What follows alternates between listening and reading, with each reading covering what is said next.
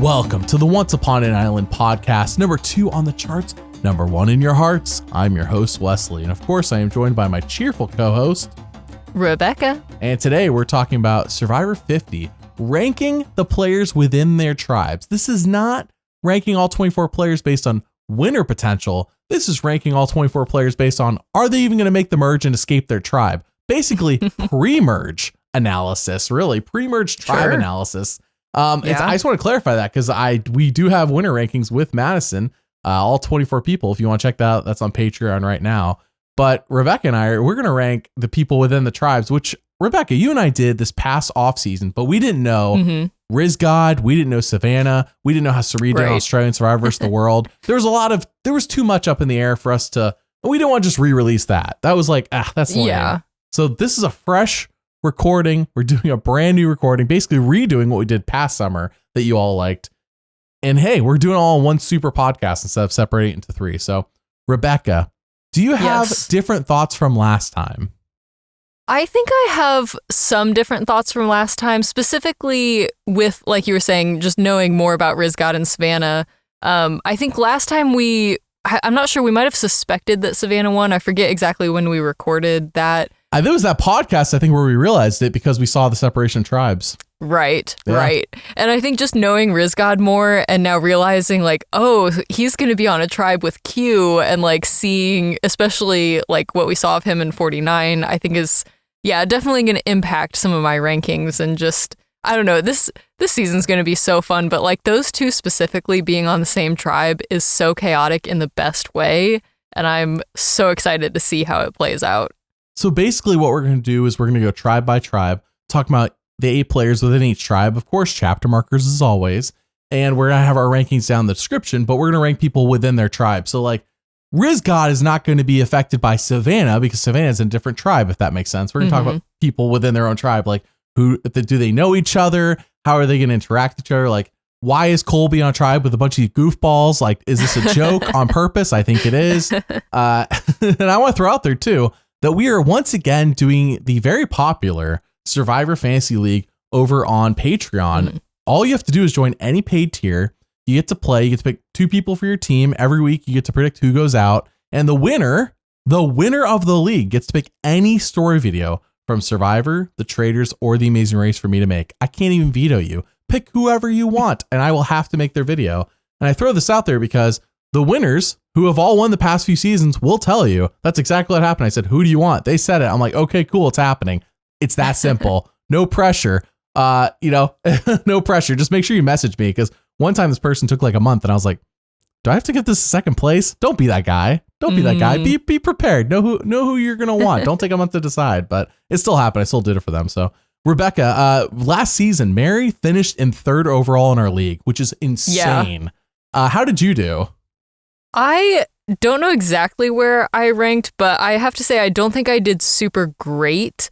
I did have Nicole and Jawan on my team, and obviously I clocked that Savannah won, but who didn't, so that didn't really help me a lot. Because when you do the league, you get to put who's going to win. It doesn't have to be a person on your team that you can predict, and so we all kind of knew Savannah.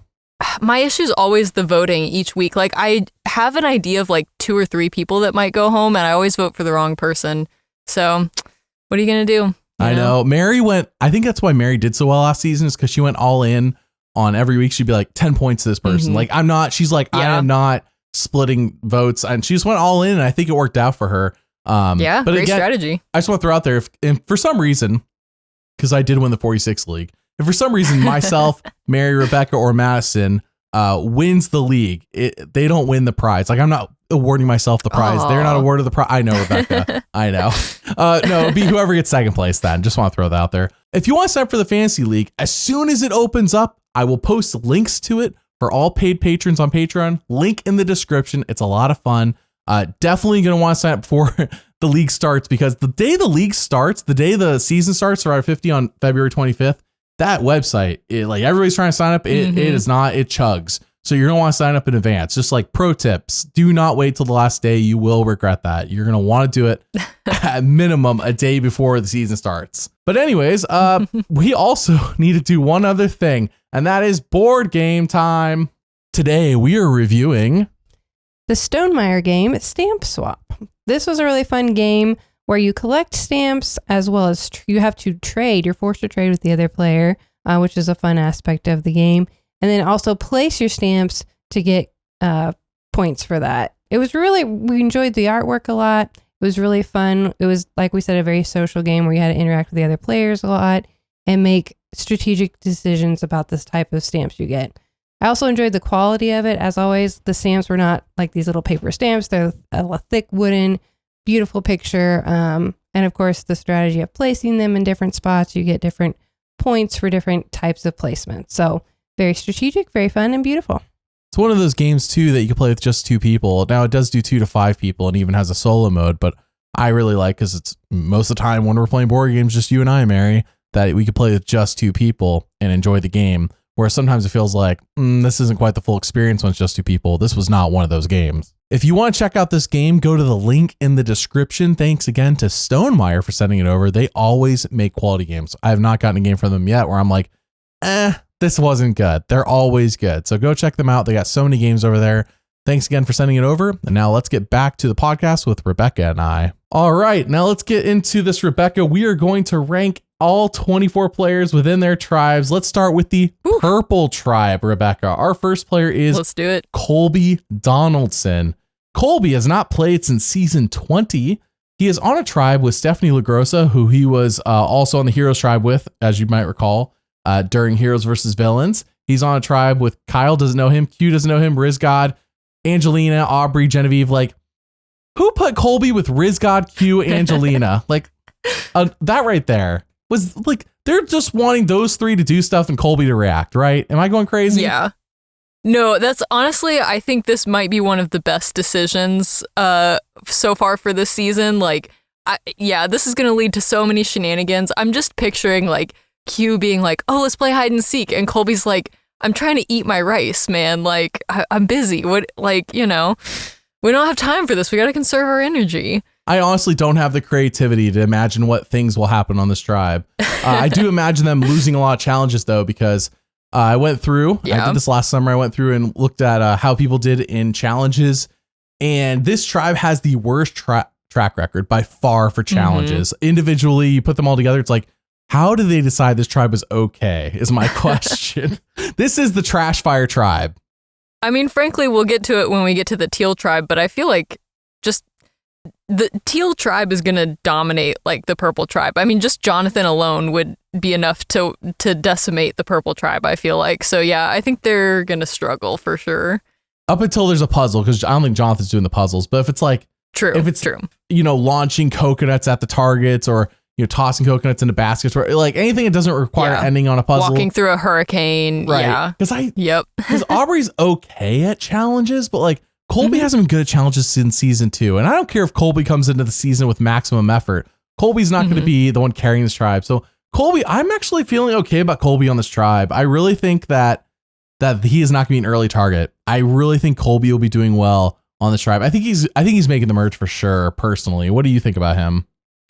Yeah, I agree. I think he's very likely to make the merge. I think he's honestly his chill, laid back nature, I think, is going to help him a lot in this tribe, because like there's going to be so many other things going on. No one's even going to look at Colby. I feel like, everyone's just going to be like, how do we get Q to stop running around? How do we get Rizgod to stop saying cinema? Like, we just, there's so much going on. It's like Colby's just chilling in the shelter, like let him do his thing. So yeah, I mean, I'm very curious to see kind of which version of Colby we get, because I know in like Heroes versus Villains, like he, didn't seem to have as good of a time as... He was minimum effort Colby, minimum effort.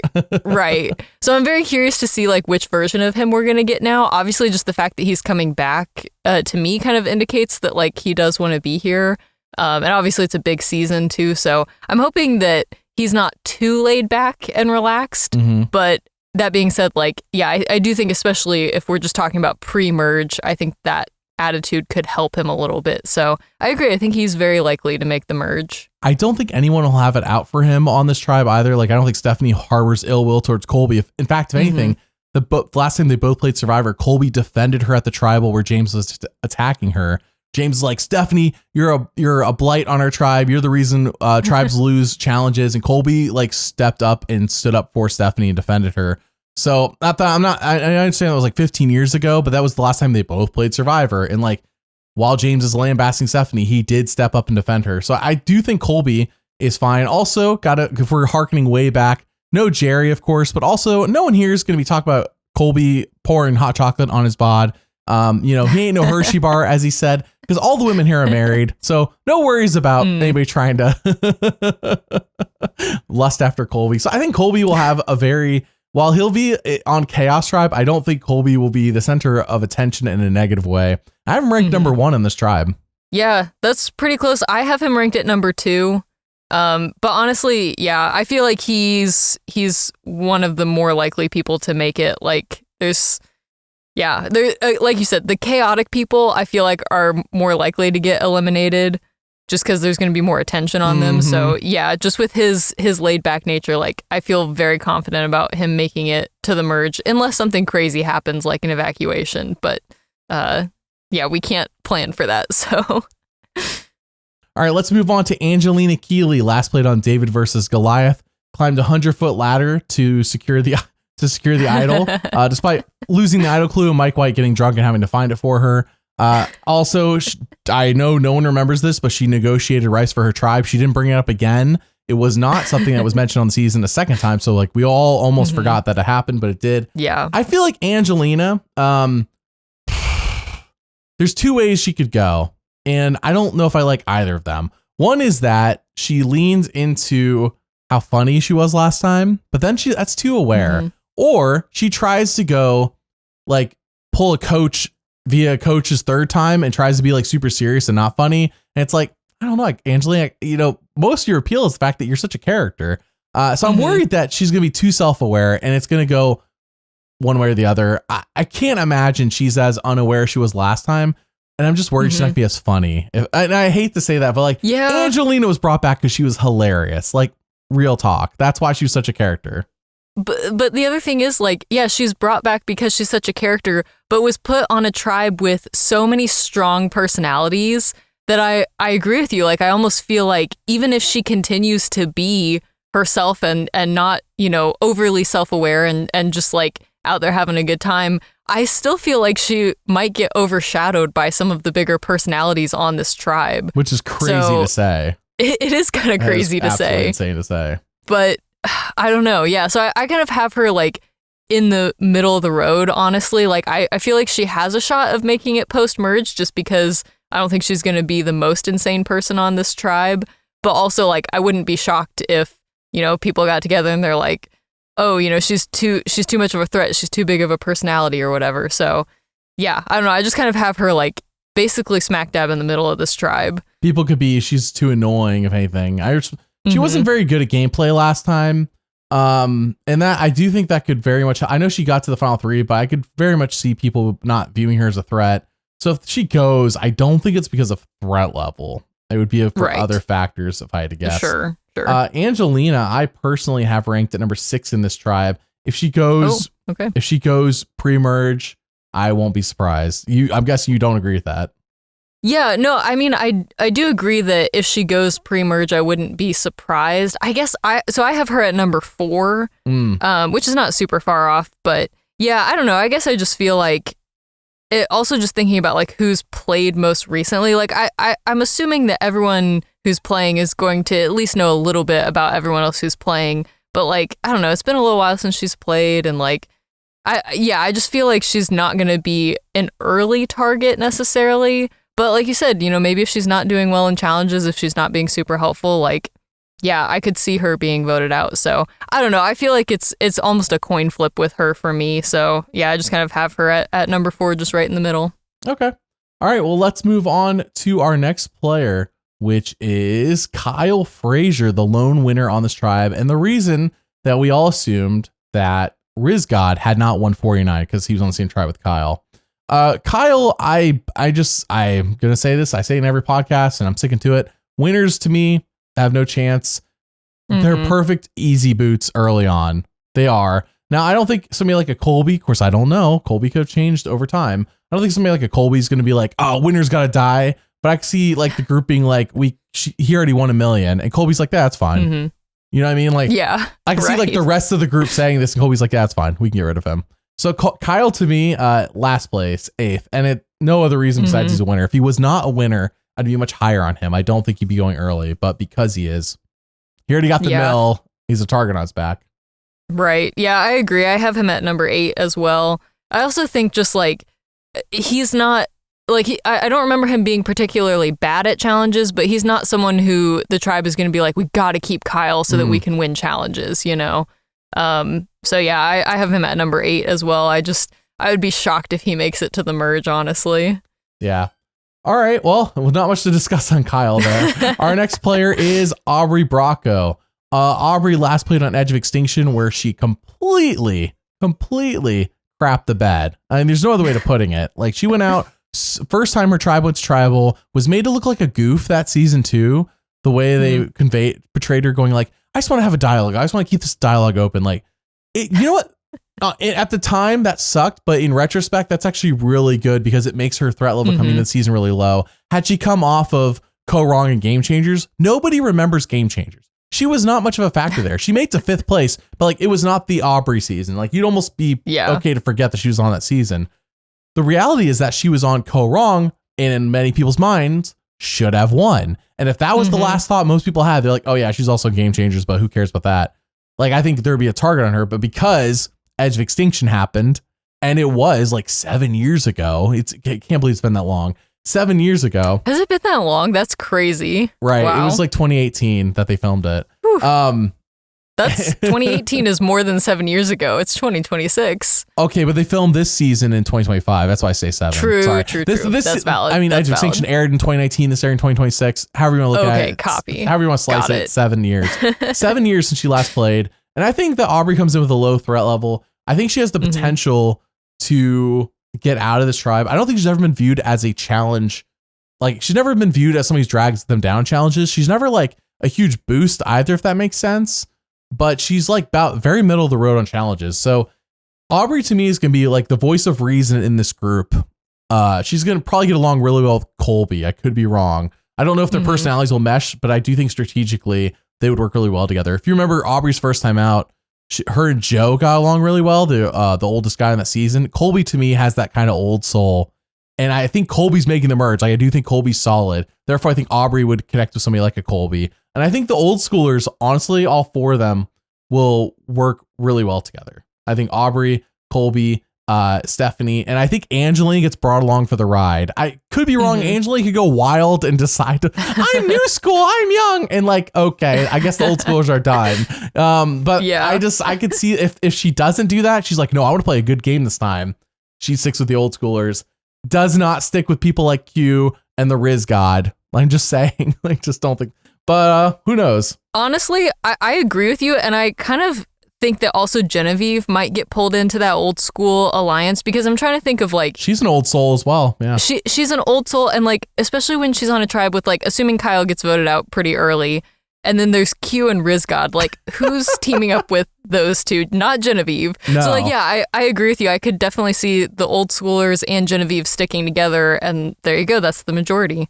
So yeah. Where do you have Aubry ranked? Yes.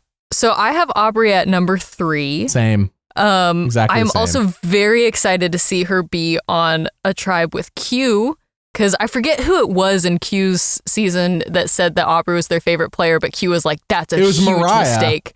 It was a Mariah. Okay, yeah. And he's like, whoa, she's just like Aubry. Of all the people you could choose, Aubry is the biggest threat to ever play the game of Survivor. I think this Mariah vaguely looked like she vaguely looked like Aubry, and that was enough for Q. Aubry did not give me any. Sorry, Mariah didn't give me any Aubry vibes other than that. Like, that was not at all. That was a hard pull from Q to go straight to Aubry from Mariah.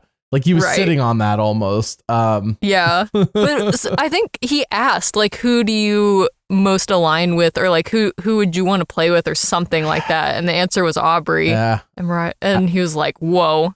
That's like the most strategic person, the best player to ever play the game.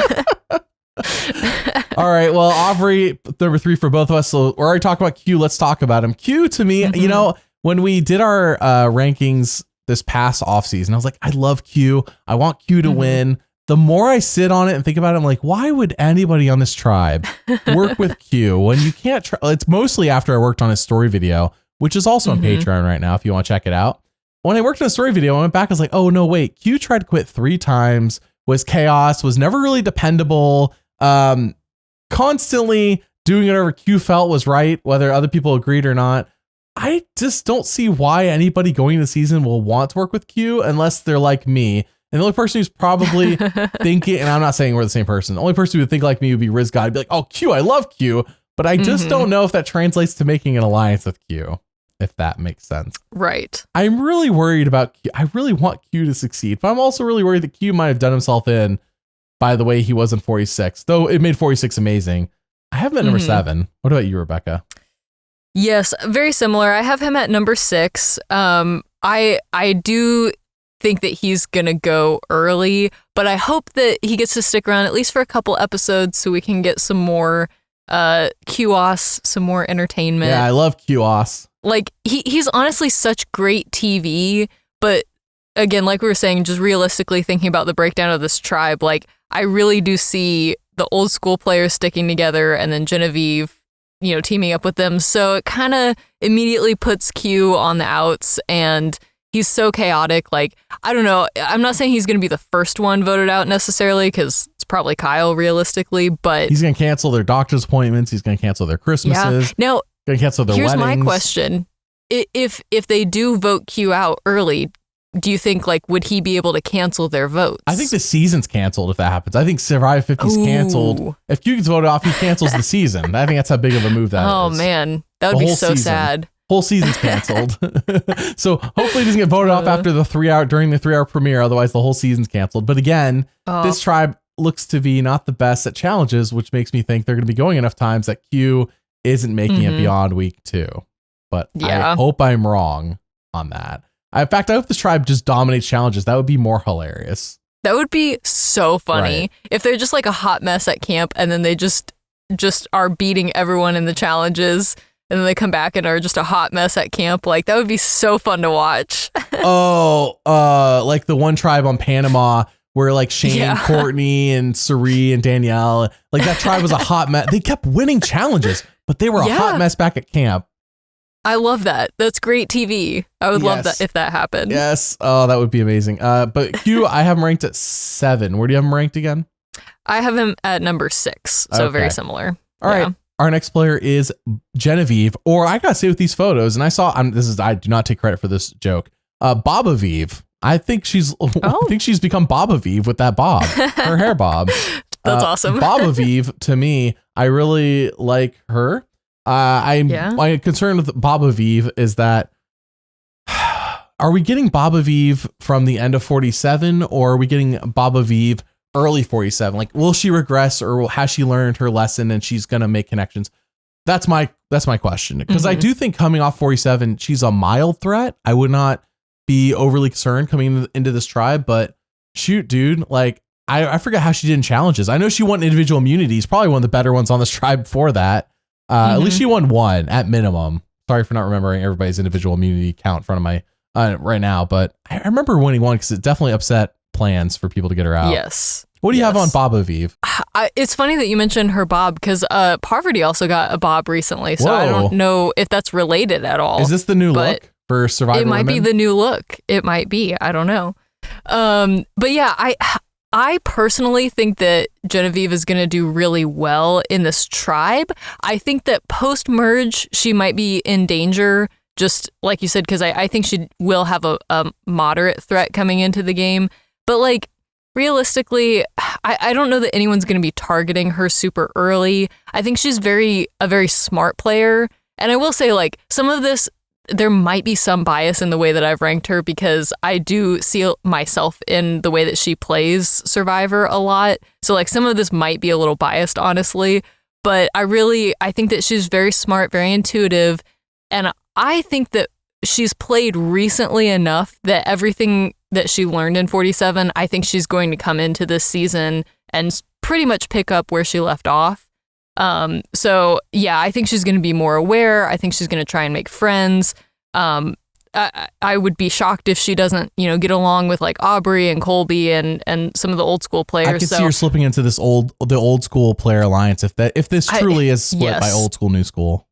Yes, Yeah. I really think that she will be in a really good spot in this tribe. Now, again, things could change if there's a tribe swap, or like once we get to the merge, she might have a bigger threat level. But especially, once again, in this tribe, there's going to be so much chaos going on that I feel like the people who are calmer and more level-headed are going to be like more in control of the vote, I guess I should say. So I think she falls into that category. So I have her ranked at number 1 in this tribe in terms of how likely it is to get to the merge. I would be shocked if she doesn't, honestly. Yeah, I think I think that she's going to bring in everything that she learned playing in 47 and is going to pick up where she left off. And yeah, that's my hope at least. So where do you have her ranked? I have her ranked 4th. I could have had her at 3rd. Okay. Where I'm standing on Baba Vive is that if she gets into the old school alliance and this tribe really is a hot mess, they keep going to tribal, I feel like eventually they're going to have to eat their own in the alliance that makes sense. If that, Sure. Again, we're assuming an alliance here of old school versus new school. And I'm kind of assuming on every tribe, I got to be real with you. Just based on how Winners at War went and the fact that was the last full returnee season. And there was very much a divide of new school versus old school. No, though now everybody in Winners at War would have been old school by the definition of this Survivor season. Yeah. Which is crazy to Funny say. how that works. Yeah. Look at the change of 6 years there, or however long it's been. Yeah. So Genevieve, I have a 4th. What about Genevieve? There you go. I have her at 4th. Had to do one. I had to do one, though I probably will be calling her Baba Vive because I gotta say, I did not think Genevieve could look better. The bob, it works. It works. I don't think everybody can pull it off, but it works. So. The bob and the red jacket that she wore in those photos, like, oh yeah, that she's popping like her collar in. Oh, it was a sleigh.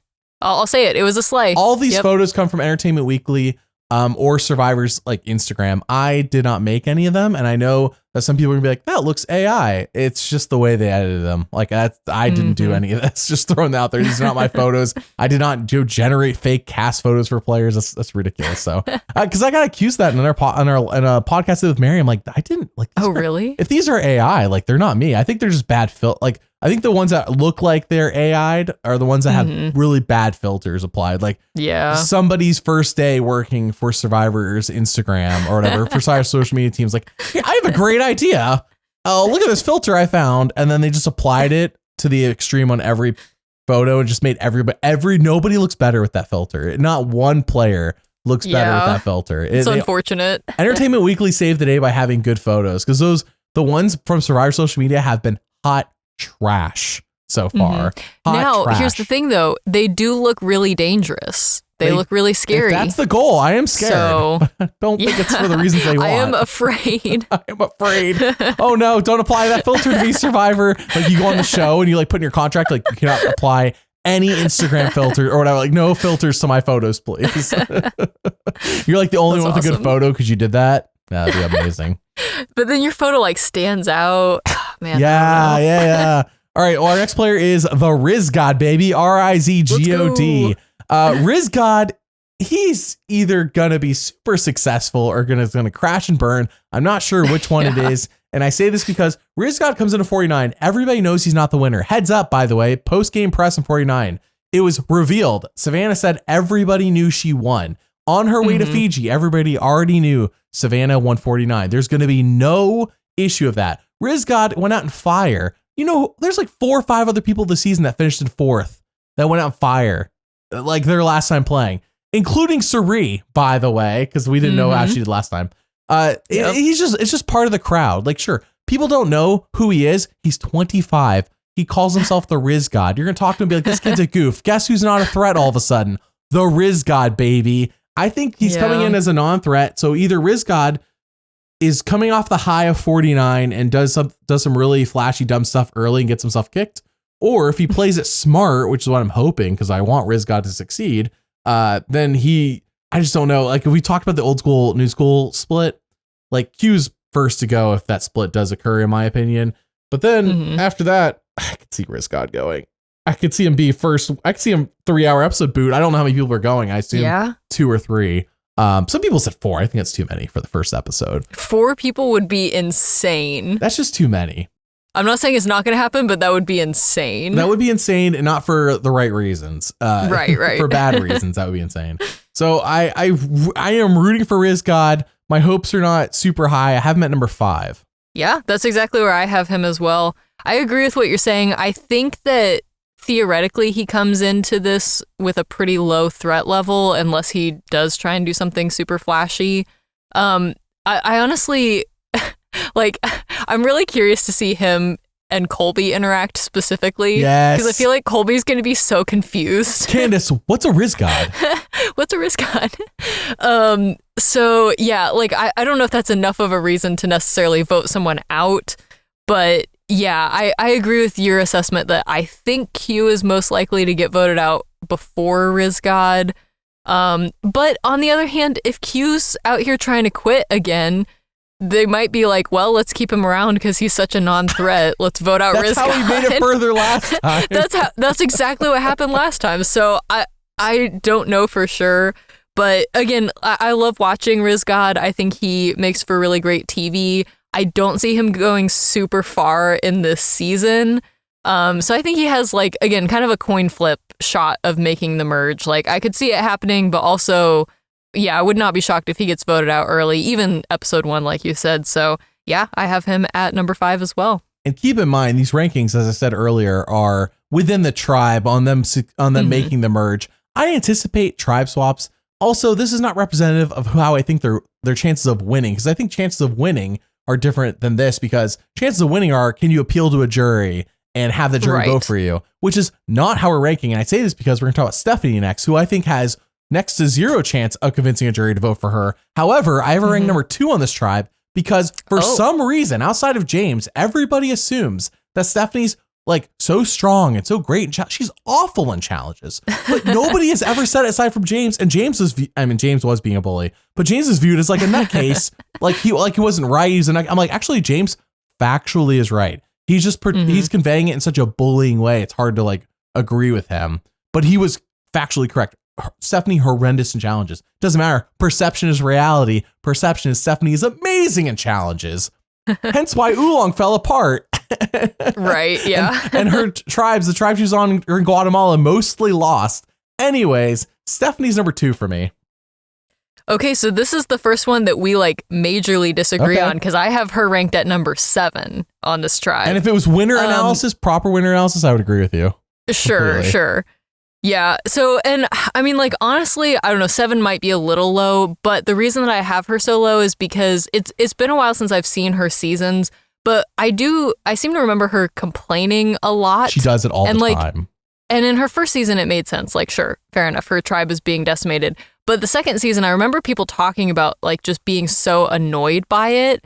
And that's my big concern with her in a pre-merge situation on this season is like, is she just like going to be so annoying on the beach that everyone's like, we got to vote her out of here, you know? Now, granted, again, maybe 7's a little too low because it's going to be hard for her to like be more annoying than Q or even Rizgod to some extent for certain people. Hey, but Rizgod, baby. I say annoying in the sense of like, not that I'm personally annoyed watching them on TV, but I'm just saying like living on a beach with someone, you know, it could be a lot.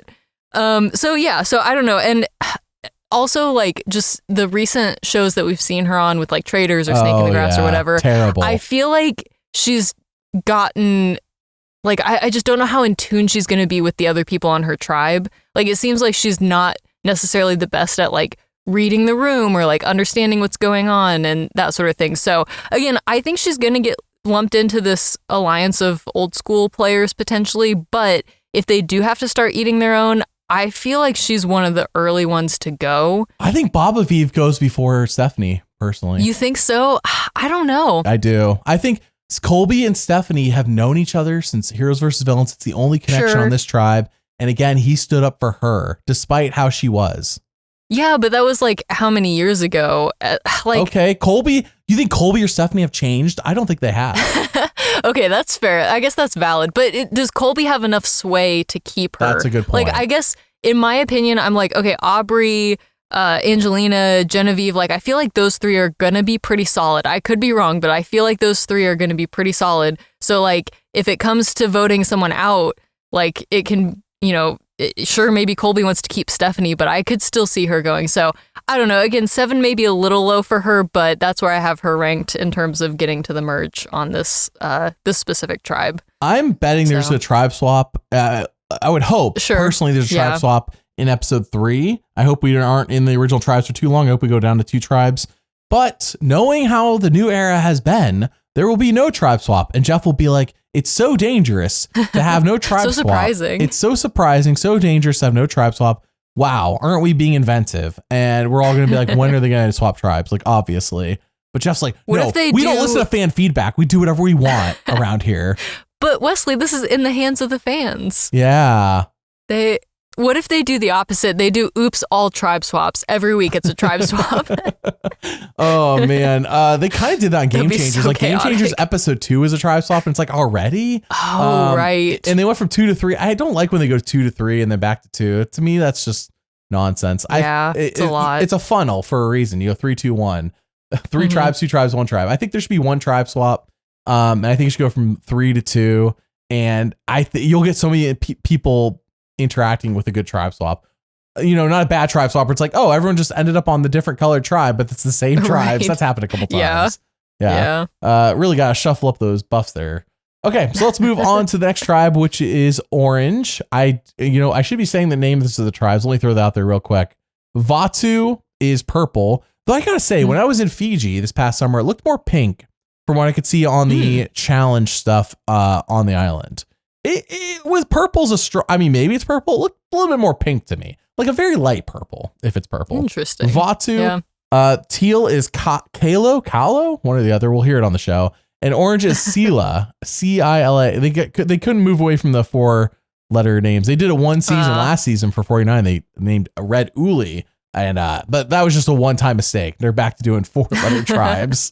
It'll never happen again. Sorry, I'm so sorry. Those are bad. It's my first day. Sorry. It's my first day. Sorry. San Juan del Sur is like Hunapu. That's too many letters. No, we can't never do that again, please. All right, the orange tribe. Our first player is Christian Ubicki. I got to throw out there, since we're talking about Christian, is that a few seasons have 3 representatives, and all of them are separate in different tribes. So David versus Goliath, you have Angelina, Christian Ubicki, and Mike White, all separate tribes. But there's one tribe with the exception to that rule, and it's the Teal tribe, which I find nonsensical, having 2 46ers on the same tribe. We'll talk about that when we get there. I'm like, why? That's not fair. I mean, you could argue Colby and Stephenie were on Heroes versus Villains, but that was both their 3rd time playing. That was not like their only time playing. And that was 15 years ago, we just mentioned. So anyways, Christian Ubicki, David versus Goliath, last time he played, immediately made himself a threat that season, and then was beloved by everybody, but then eventually was voted off because he was too beloved. And you know what? Frankly, it's exactly what I'm thinking this time. I think Christian, he's going to be seen as valuable if the right puzzle comes along. People love Christian. Why vote off Christian? But at the same time, I could also see he's an easy early boot. I could see it. I could see it being like Christian. We know he's too likable. I can't even let him get too far. And it's like, on one hand, I love Christian. But on the other hand, I'm worried about Christian's threat level. He ended Dave versus Goliath, beloved, high threat level, personally. And I have ranked number 6 on this tribe. I don't want that to happen. Wow. Though. That's not what I want to happen, to be clear. I just am worried that is what's going to happen. Yeah, see, that's interesting. This is another one that we have ranked very differently because I have him at number 2 in this tribe. I hope that's the truth, honestly. And I agree with what you're saying. Like, I hear what you're saying about him being a relatively high threat level. I guess to me, I don't see that becoming too much of a factor until the merge. Like, I could see him being targeted post-merge pretty early, but in terms of like getting to the merge in this tribe, I feel like they're going to want to keep him around because he's so good at puzzles. And he's fun to hang out with, which I think is important at camp. Yes, he's so good at camp, all of that. Also, like, I don't want to put too much stock in this, but like in the teaser trailer for season 50, that's fine, yes. There is quite a bit of a like facial hair growth that we see in different shots of him. So I'm like, he has to have been out there for a while. Like, I don't know exactly how long it took him to like grow that beard, but it looks like he's been out there for a while. So I don't think he's going to be an early boot. That teaser's fair game, Rebekah. I'm with you. That teaser is completely fair game because Survivor themselves put that out. We don't do spoilers here. If anyone posts spoilers, they get their comments shadow banned so nobody else can see them. Just want to throw that out there. Like, do not be that guy. You will just, nobody will see your comment, and then nobody will ever see your comments, and then that's just a shame. Don't do it. I say this because, yeah, you're right. In that trailer that Survivor put out, which is fair game, Christian did have some facial hair. I think I saw somebody compare that to how his facial hair was in David vs. Goliath. And I do think he's also wearing a pre-merge buff there. So that doesn't say that he makes the merge.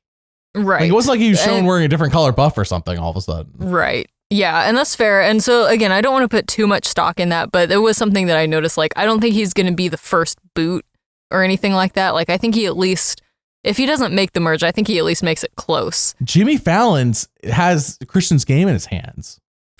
And that, I will see what that means. That could be a good thing or a bad thing. That shot of Christian from the trailer you mentioned, not only is he wearing the buff on his head, he also has, for some reason, I'm sure this will be explained on the show, obviously, he's wearing a little band around his left arm that is like an orange color, almost like he's doing a challenge, but not like, why else would he be wearing this band that's not his buff with a color? Like, it's just, that to me is like strange. It's while he explains Jimmy Fallon has my game in his hands or whatever. So, right. Yeah. You know, as Rick Devens has to sell Billie Eilish Boomerang. Oh my gosh. Yes, Christian has some facial there. He makes it, so at worst, he makes it deep in the pre-merge, but I'm just saying, we'll see. We really don't know. It also doesn't make me feel great about Tribe Swap unless he stays on orange with the Tribe Swap, if they do what I'm saying. Right. The fact that I'm seeing him with his buff in multiple shots wearing the orange buff. So Christian, I really like Christian. I want him to make it far, but for me, he is number 6.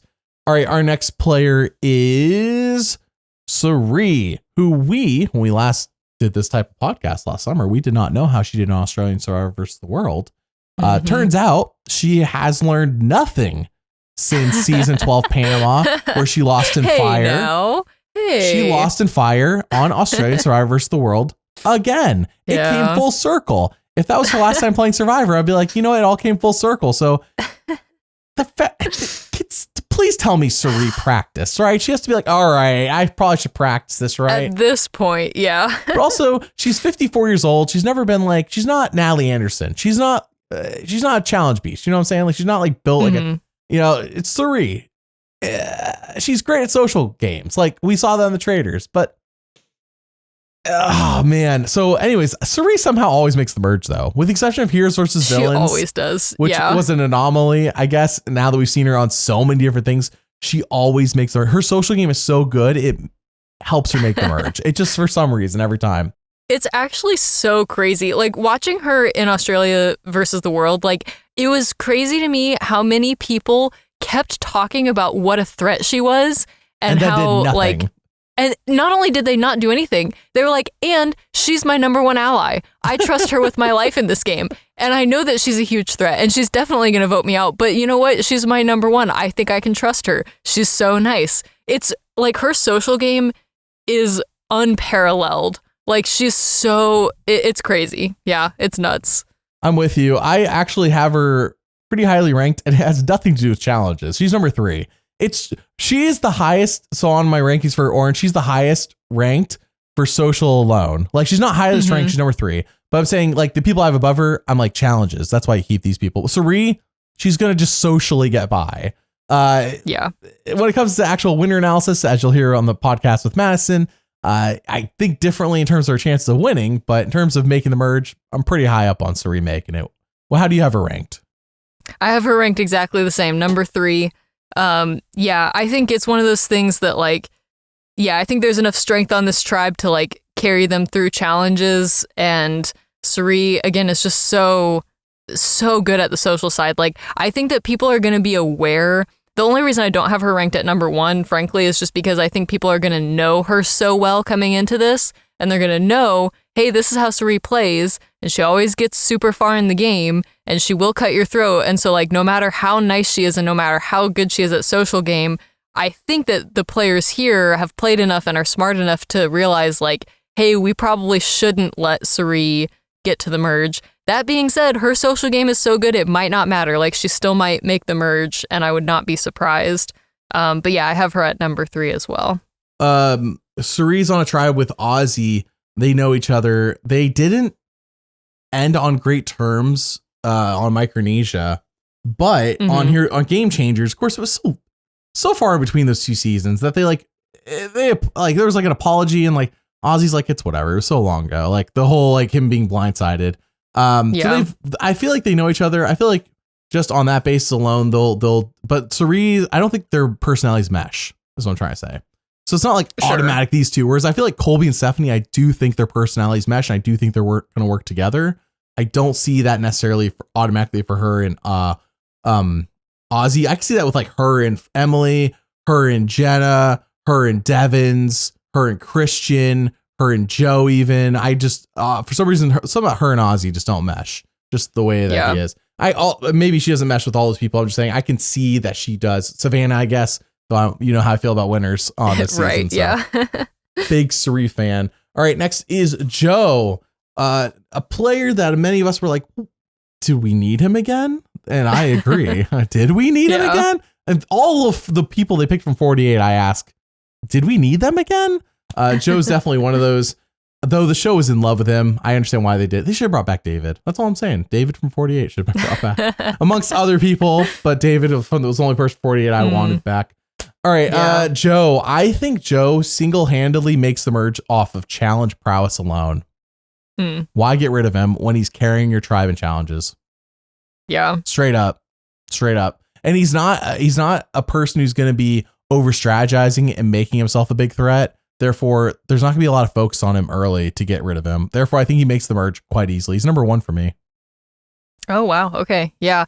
I have him more middle of the pack. So I have him ranked at number 5.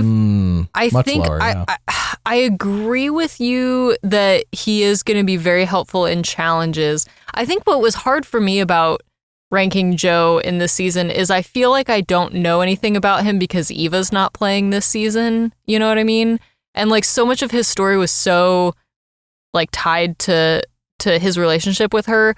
So I don't know, like I'm assuming he's going to lean into the dad side of things because that was kind of his character last time. But like, who knows? It could be something different. Dad and like firefighter. So I could see him like bonding with Cirie over, stuff like that. Just being a parent and whatnot.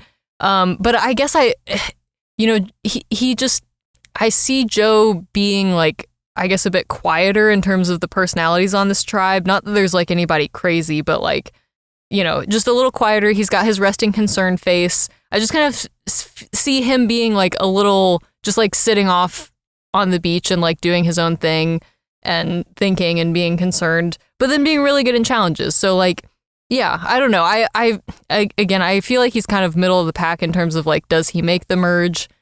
Sure, but also like if they I think this tribe is going to do really well in challenges, but if they get to a point where they do have to start voting people off, I don't know if Joe's going to be like in a super tight alliance with anybody necessarily. I think that's how he plays. Him and Ozzy will get along like 2 peas in a pod. Sure. Yeah, true. Yeah. He's just so quiet. He's so low key. He's good at challenges. Everybody just saw him fumble tribal council epically a week prior to going out to Fiji. That's true. Contextually, 48's the last thing everybody here saw. They did not watch 49 like us. So for them, a week prior to going to Fiji, Joe went to Final Tribal and could not find 2 words put together to make him sound like somebody who should win. What's the threat level on Joe? I'd be so unworried about Joe. Outside of winning individual challenges, I'd be like, I'll work with Joe to make the merge. Like, it's like, because if he accidentally makes it far, I can just talk at Final Tribal and win. So yeah, I guess know. It is like this interesting thing of like, yeah, I agree. Like he would be a good person to take to the end, but I just don't know, aside from like Ozzy, I guess, but like, yeah, is he going to be in a super tight alliance with anybody? I don't know. It's hard to predict because I feel like as much screen time as he got in 48, I feel like I don't know a ton about him. So yeah, I don't know. Middle of the pack for me, number 5. He's not very high in my actual winner rankings, but for this podcast, for the purpose of making the merge, he's so high. Like, I wish if I could bet money, I would. I'm not going to because I don't. I realize that now in our current state. Just with how much I was gonna say. I've watching football. It's like, oh my gosh, like there's like 20 different ways to gamble. Yeah, it's getting really out of hand. You can gamble on anything. It's crazy. I'm so high on Joe. It's for making the merge. It cannot be matched by I think anyone else except for maybe one other person who we haven't even got to yet. So our next player on Orange that we're talking about is Emily Flippin Emily. What do you think about Flippin Emily, Rebekah? I'm excited to see her play again. I think kind of similar to what you were talking about earlier with Genevieve. I'm curious to see how much she learned from her previous time playing and then how much of that it has stuck. Like, is she going to pick up from where she left off, or is she going to regress a little bit and have to learn a little bit more? It's like that same question we have for Bob Aviv. Like, is this, how have they changed from their last time? Because that was their last time was a journey for both of them. Yes, absolutely. It was such a dangerous journey. It was so scary. So scary. They almost lost their vote. It was crazy. No. No, but I'm very excited to see her play again. I think and hope that she has learned from last time and that she'll be able to just be more socially aware this time from the jump and be like, okay, what do I need to do to make friends and, not be so shocked when people are talking about the pyramids being made by aliens or whatever. I could see her and Cirie being pretty close allies in this game, which could be a good thing or it could be a bad thing for Emily because, everyone wants to be friends with Cirie and that doesn't always work out for everyone. So, yeah, I mean, with Emily, and I also don't remember her being a super strong challenge player. I think she was fine, but that tribe was bad at challenges, that Lulu tribe. Yeah, I don't think she really contributed a ton in that area. So again, I have her kind of middle of the road. So I have her at number 4 in this tribe in terms of making the merge. If she gets booted early, I would not be super shocked, honestly, but she's also just not a huge threat. So I could see people letting her get to the merge. So where do you have her ranked? We have an old school, new school split here on this tribe. We haven't really talked about, so I probably should bring it up. Christian, Ozzy, Devens, Cirie are our old schoolers. I'm sorry, that's not Christian, Ozzy, Devens, Jenna, Cirie. Why are there so many old schoolers on the tribe? I just realized that. It is interesting. There's an even split on purple, but there's an uneven split on orange. Yeah, Devens, Jenna, Ozzy, Christian, Cirie. Whoa. Yeah, and you're right. Savannah's probably gone early. She's a winner. Joe is very naturally going to fit in with these old schoolers. Emily, you're right. Might be on the outs here. Maybe she is an early boot. I have her ranked at 7. Thinking about that, I did not realize the split was uneven here. I got to add, and I wonder if this is what I mean. Okay, so I have a conspiracy theory. It's been a while since I've had one of these. Well, I don't have any much of a basis, but that's usual for the conspiracy theories. We'll talk about it when we get to the Teal tribe because it's okay, why is the Orange tribe stacked with more old schoolers and the Teal tribe stacked with more new schoolers? And why does the Teal tribe have 2 46ers, right? What the fudge? Yeah, that is odd. Why? That's why so isn't one of the 46ers on this tribe swapped with one of the old schoolers? I don't know. I truly don't. Everything else is so even. One winner in each tribe. It seems so even with the old schoolers and new schoolers. Why do they do this on Orange and Teal? It should have been evenly split. But why isn't it? Yeah, that's a really great point. That's interesting. Do they want a certain sect of people to succeed on each tribe? That's my conspiracy theory. Do they want old schoolers to succeed on Orange? They're it's okay if Emily and Savannah and Joe lose, that's fine. Also, we think Joe would get along with those people. But then over on Teal, they're it's okay if all the old schoolers go. That's how I feel about their tribe splits on Orange and Teal. Whereas Purple, they evenly split it. They let the cards unfold as they may. But why is it uneven on Orange and Teal? That's my question. When everything else has been so even, why is all of a sudden 2 46ers together on Teal? Why is Teal stacked with more new schoolers? I don't know. I'm just asking. These are the questions I don't have. These are valid questions. Yeah. Questions I think need to be answered. And nobody's been asking them. And I got to admit, I just realized it now as I'm doing this podcast that this whole time I thought each of them were 4-4 because I hadn't really thought about it too deeply. And now, and watch this. Actually, I've talked about this past summer. Just went in one ear and out the other. And I forgot that we talked about it. So who are we talking about? Emily? Emily, I've ranked number 7. I see her easily getting sniped on this tribe. Not just fitting in with these personalities. I see her getting along with Cirie, and of course we are high on Cirie. But Cirie is not one to. Cirie alone cannot save you. So if Emily makes the merge, great, but I'm not too high on Emily making the merge is what I'm trying to say. I mean, honestly, I'll be honest, like part of why I have Emily a little bit higher than you do is because of her relationship that I'm assuming is going to happen with Cirie, because like I think they're going to get along. And Cirie, I mean, granted, like, yes, she only has one vote like everyone else, but she has so much social sway that I think if you're actually aligned with Cirie and you're actually her number one, like I think that can be really helpful. Like I could definitely see Cirie protecting Emily because I think she has the social sway to be able to do so. And also like the other reason is because just looking at Emily on this tribe, like I feel like she's such a non-threat. Like there's so many other players on here that are bigger threats than her. And so, yeah, I don't know. Again, I'm not saying that she's definitely going to make the merge. I think she's like, it's kind of a coin flip for me. Like I have her very middle of the pack, but yeah, I don't know. I think if Cirie is actually going to say Emily is my number one alliance in this game, then I think that would help Emily a lot. I would be remiss not to mention too, because this gets commented every time we talk about Emily and Christian on not just you. I mean, every time I do on a podcast or video, that those two play Blood on the Clock Tower or whatever it's called together. Yes. And it's mentioned by so many people. It must be relevant. I don't know if it's relevant.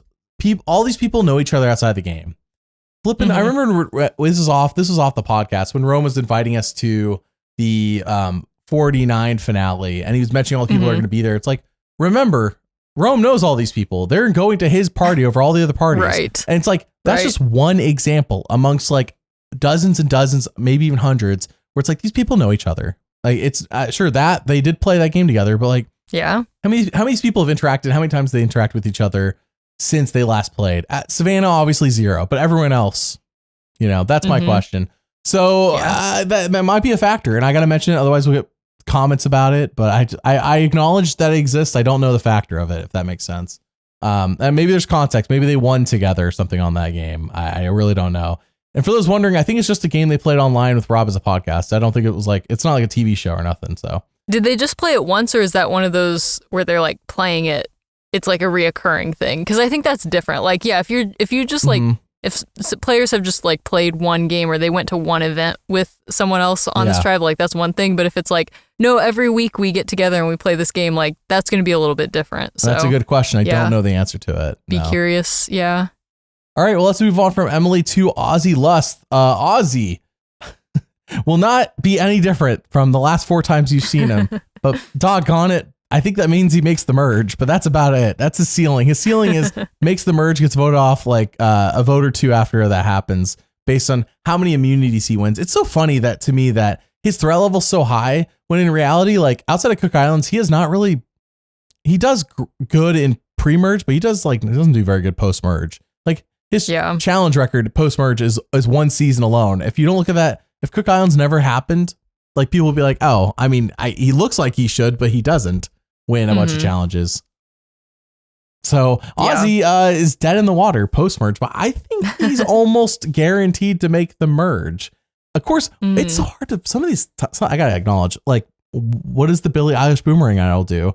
What does Jimmy Fallon do? When does Mr. Beast's coin flip thing happen that we saw in the trailer?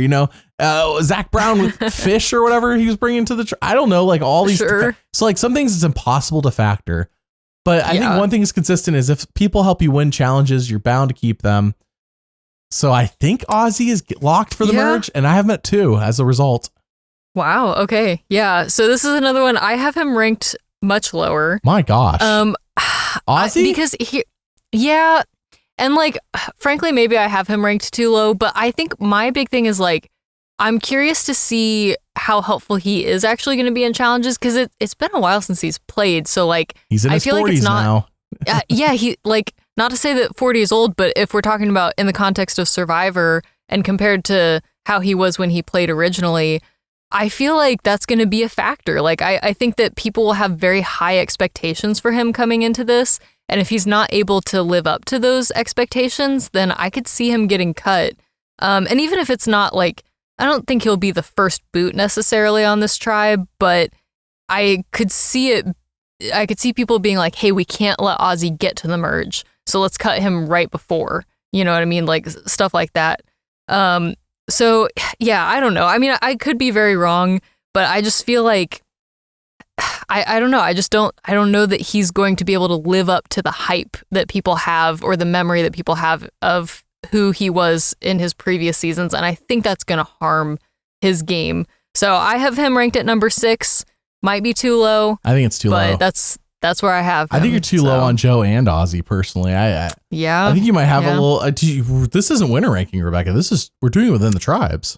I understand. I know, but again, I'm not saying that he's going to be the first boot, but I think that it's pretty likely that he goes before the merge because people don't want to let him get to the merge. So that's kind of where I'm factoring the challenges in a little less than you are. I think you are because I'm thinking like, again, like, not saying that that's not going to be a factor, but everyone here has played Survivor so many times that I think that's not going to be the biggest factor because there's so many other things that they know about these other players and just different things. So I think, yeah, that's probably why I'm just like factoring it in a little bit less than you are. If I had to play Survivor, I would prefer, let's say in both scenarios I won somehow, I would prefer the scenario where I go to tribal like 4 or 5 times. Versus 20 times. Does that make sense? Like, I'd prefer the version where my tribe wins and I don't have to worry about tribal for a while. And I think that's even no matter how many times you played, like, sure, maybe you're less worried about going to tribal than you are your first time, but I don't know.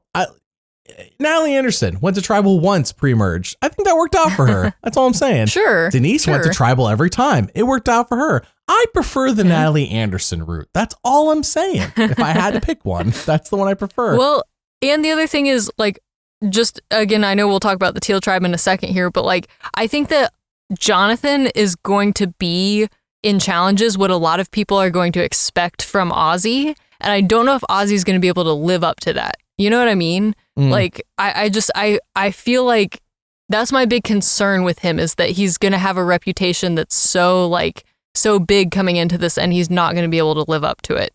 Could be wrong. Possible. I would love to be proven wrong. I love Ozzy. Like, I would love to see him go far in the game, but I feel like there's going to be a level of disappointment there that's going to impact the way that people are voting. So we'll see what happens, but that's my prediction. I complimented Bob Aviv's new haircut. I gotta say the opposite for Ozzy. The haircut makes him look worse. He needs to get it fixed. I don't know what happened, but he needs to undo. Hit the undo button, Ozzy. This is a worse haircut than your previous ones.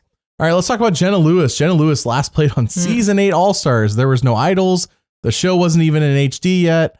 Boss Rob and Amber, those were the hotness. I mean, let's be real. Boss Rob was asked back again this season. He's still the hotness. But Boss Rob and Amber were, they like it's been so long. They weren't even married yet. They did not have 4 kids. And one of those kids is about to be the right age for Survivor. So Jeff can make Blood versus War 3. You know what I'm saying? that's where last time she played. That's how long ago it was. Jenna Lewis is the biggest question mark to me. She did make the merge both times. She made it actually super far her second time. I don't know. It's hard to judge based off of Borneo, though. Like, that was a totally different Survivor than what we're at now. Heck, you could argue All Stars is way different than now. At least All Stars represents what we're seeing now more so than Borneo. On All Stars, she made the 3rd. She didn't do too bad.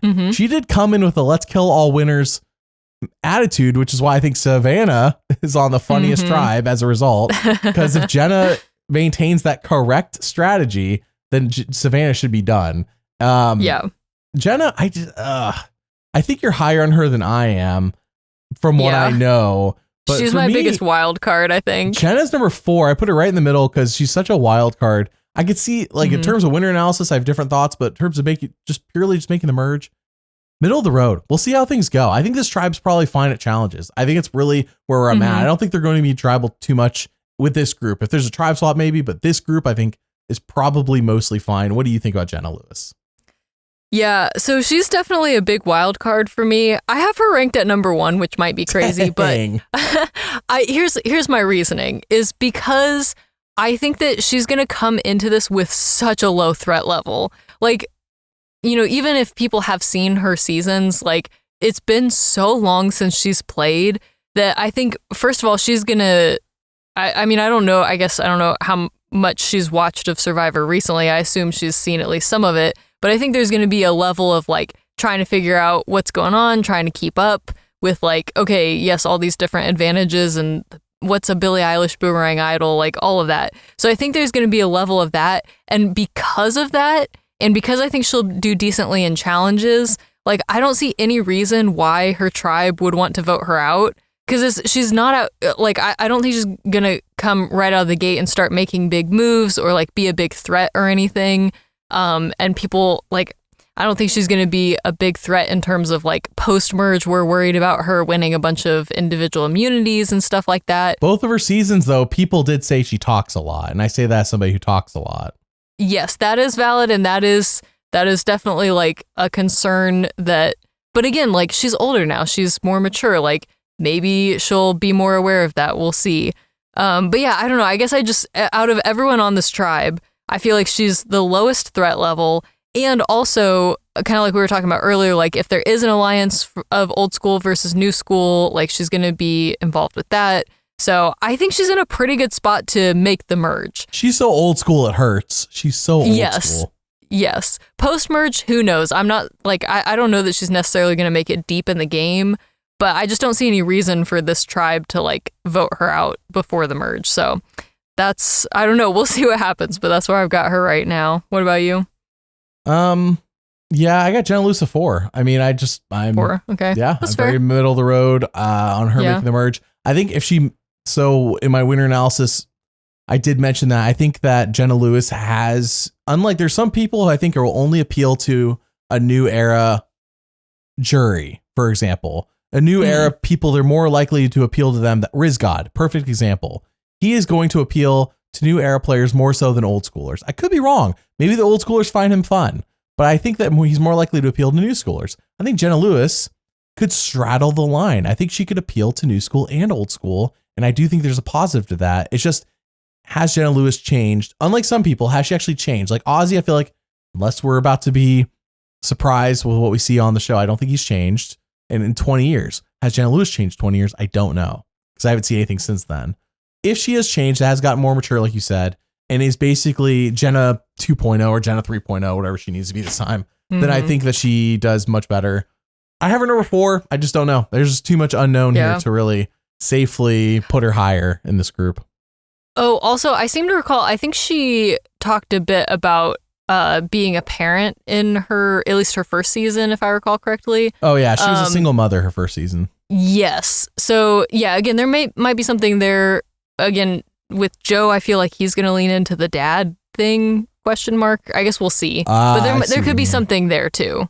So. Right. Cirie's got kids. That's the thing. That's why I say, when I say, like, Rizgod is the only 20-something-year-old here, it's like, oh, for once the Survivor season has older people. How many of them are married and have kids? Christian's married now. He was not married last time. I don't think he has kids. Yeah. You know, Cirie's married. I don't know if Cirie's married. I know she has kids. I know she was married. I don't know if she still is. Joe married with kids. Ozzy. I mean, I think Ozzy is Ozzy. We don't talk about it on the podcast, but if you know Ozzy, you know Ozzy. Devens married with kids. Jenna has kids. I don't know if she's married. I'm not up to date on everybody's status. Savannah is dating. I don't think they're married. I think she's still dating the same guy. I think she's dating. Yeah. And didn't Emily get married recently? That sounds right to me. Or something? That sounds correct. I don't know if she's married for sure, but if not, she's close to it. So I think it's something that people connect over. Because remember, it had to have been a year ago when they filmed this, not today. Right, yeah, right. So, all right, let's move on to Rick Devens. One of the people I'm most excited to see play again, because if Devens is smart, and he is, I think he leans into, I was voted off 4th last time, guys. I didn't make it very far. Only because of the edge of extinction did I make it far. And we can all agree, come on now, that twist was kind of buns. You know, if Devens is smart, that's the way you got to lean into this. People, like, they remember you losing to fire Chris Underwood, but you really need to lean into, but remember, I was voted off 4th. I didn't make it very far. I was not that big of a threat. So I that's not really, there's not only so much you could pitch that. It's just like a gentle reminder. Like, I am probably the only pre-merge boot here. I really the only pre-merge boot. Like, sure, I got back in, but like even Ozzy on South Pacific was not a pre-merge boot. He was because he asked his tribe to because of the twist. It wasn't because he was going. He was not going. Ozzy was safely making the merge. Rick Devens is the only pre-merge pre-merge boot here. His only time playing. I know Stephenie was pre-merge. Stephenie made it to second place. All right. I just want to throw this out there. I know people are gonna be like, oh, what about, let me push up my glasses. As I say, as I wear glasses. Let me correct you. Well, actually, Rick Devens has only played one time. He's a pre-merge boot. He's the only one. Everyone else has at least made the merge properly. Heck, a lot of them have even made Final Tribal properly. So, not that is there an improper way of making Final Tribal? Chris Underwood, I guess. I don't know. Yeah, I guess if you lose, yeah. Well, no, I'm saying Chris Underwood be the only one who improperly made Final Tribal. Like, shouldn't have been there. Yeah. You were. Natalie Anderson, maybe. That's different season, but all right. Rick Devens. I really like Rick Devens. I am worried he's going to come into a big threat in his back. That's my concern. I really like him. At number 5, I wish I could go more in depth. I'm worried. I really like him. I'm worried but it has been 7 years since his season. Maybe people have cooled off, but then he was the On Fire co-host, and then Rachel Lamont was not invited to 50, as she said. So, and she was an On Fire co-host. Remember that? And so it's a question of, does that remind people of Devens? You know, like, had it been 7 years with nothing in between, but he was the On Fire co-host. Is that a factor? Is that like a little point of jealousy? I don't know. Yeah. I don't know. Yeah, I think, honestly, that's my big concern with him, is that he's going to come in with too big of a threat level. Because I feel like his story is one of the more memorable ones, for me personally, at least. I don't know. He made that season. Yes, absolutely. Like, yeah. So I think that's my big worry with him, is that he's going to come in and immediately have a target on his back. And like, I don't know, maybe he'll be helpful in challenges. Like, yeah, I guess that could be a reason to keep him around. But I do have him at number 7 just because I think that people are going to be like, oh, we're on a tribe with Devens. Like, you know, he's too big of a threat. We got to like get rid of him soon. So, yeah, I don't know. I hope that's not the case, because I would love to see him play more and, you know, yeah, just love to see him get further in the game. But I'm just worried that he's going to be such a big threat level coming in, because I don't know. Yeah, I feel like even though it was that long ago, he's just such a memorable player. And I think that's going to work against him, unfortunately, in this season. So, yeah, I have him at number 7. Okay, I have him at number 5. I'm rooting for him. I hope he makes the merge. Yes. I really do. All right, our last player on this tribe is Savannah. She just won. Everybody knows it. And she just played 2 weeks ago, and nobody knows her. 8th. Last place in this tribe. Yep. Everything is working against Savannah. 100%. Savannah needs to win out on pre-merge challenges to make the merge. And even then, who knows what the Billie Eilish Boomerang Idol does that Devin gets? Who knows? Right. Point out, Christian and Devens both were in that trailer saying absurd things, absurd twists. They're on the same tribe with Savannah. Right. Which, yeah, that might not be the best for Savannah's game. But I mean, she has her, I'm assuming they're doing shots in the dark still. I guess I don't know. But like, yeah, like it's between that and winning challenges. That's the only way that she gets far into this game at all. Also, Rizgod doesn't grow facial hair, so it's hard to judge him. He was in the trailer talking about Zach Brown coming to camp with food. So we do know that Rizgod at least makes it far enough to win a pre-merge reward where Zach Brown shows up to his camp. Just want to throw that out there in terms of like, is he the first boot? Probably not, because he gets a reward from Zach Brown. An early boot is a possibility, but not first boot. I think he's almost guaranteed not to be first boot. Whereas I don't remember. Yeah, Savannah was in the trailer, I think, though. I'm trying to remember where she was. I think she was doing the balance beam while Aubry. She was doing the balance beam while Aubry was jumping in the background off of like this really high. It's the same thing they do every time, where she jumps off the high thing in the background.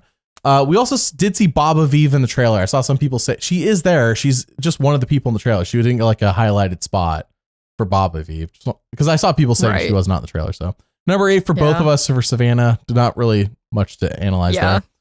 Easy answer. All right, let's move on to the Teal tribe. The Teal tribe, as we just learned in this podcast 20 minutes ago, uneven, has 2 46ers. I already knew that, but there's more new school people here. Hold on, Tiffany, Charlie, D, Kamilla, it's 4.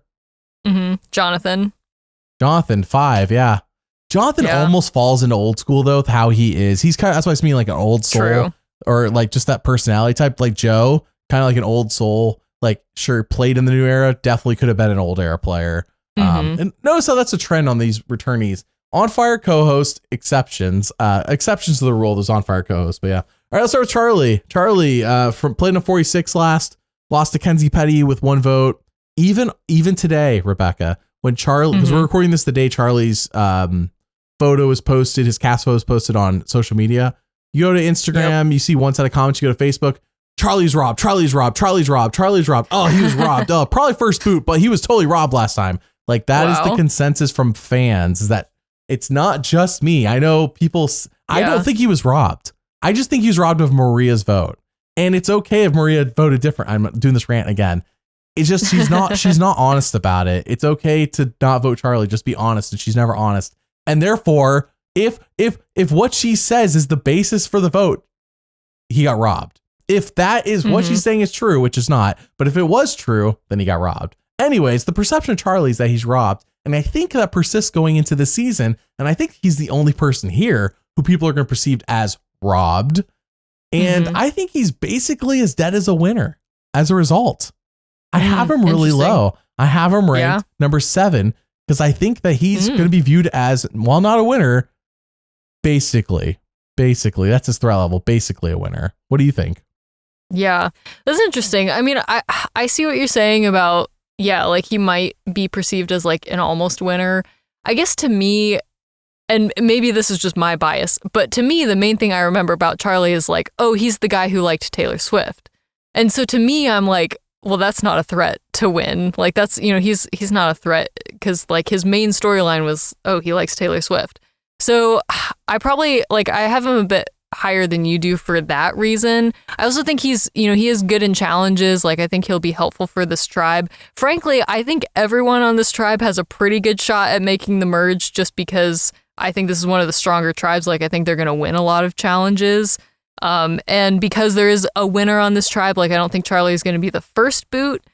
He might be the second, but are they even going to go to tribal 2 times, So I don't know. I do have him definitely higher than you. I have him at number 3, which I don't know. Yeah, he could be a little lower, I guess, for me. I feel like he's just kind of middle of the pack personally, where he's just like, I guess because he's not a winner, I don't think everyone's going to see him as like, oh, he's a winner, we got to vote him out.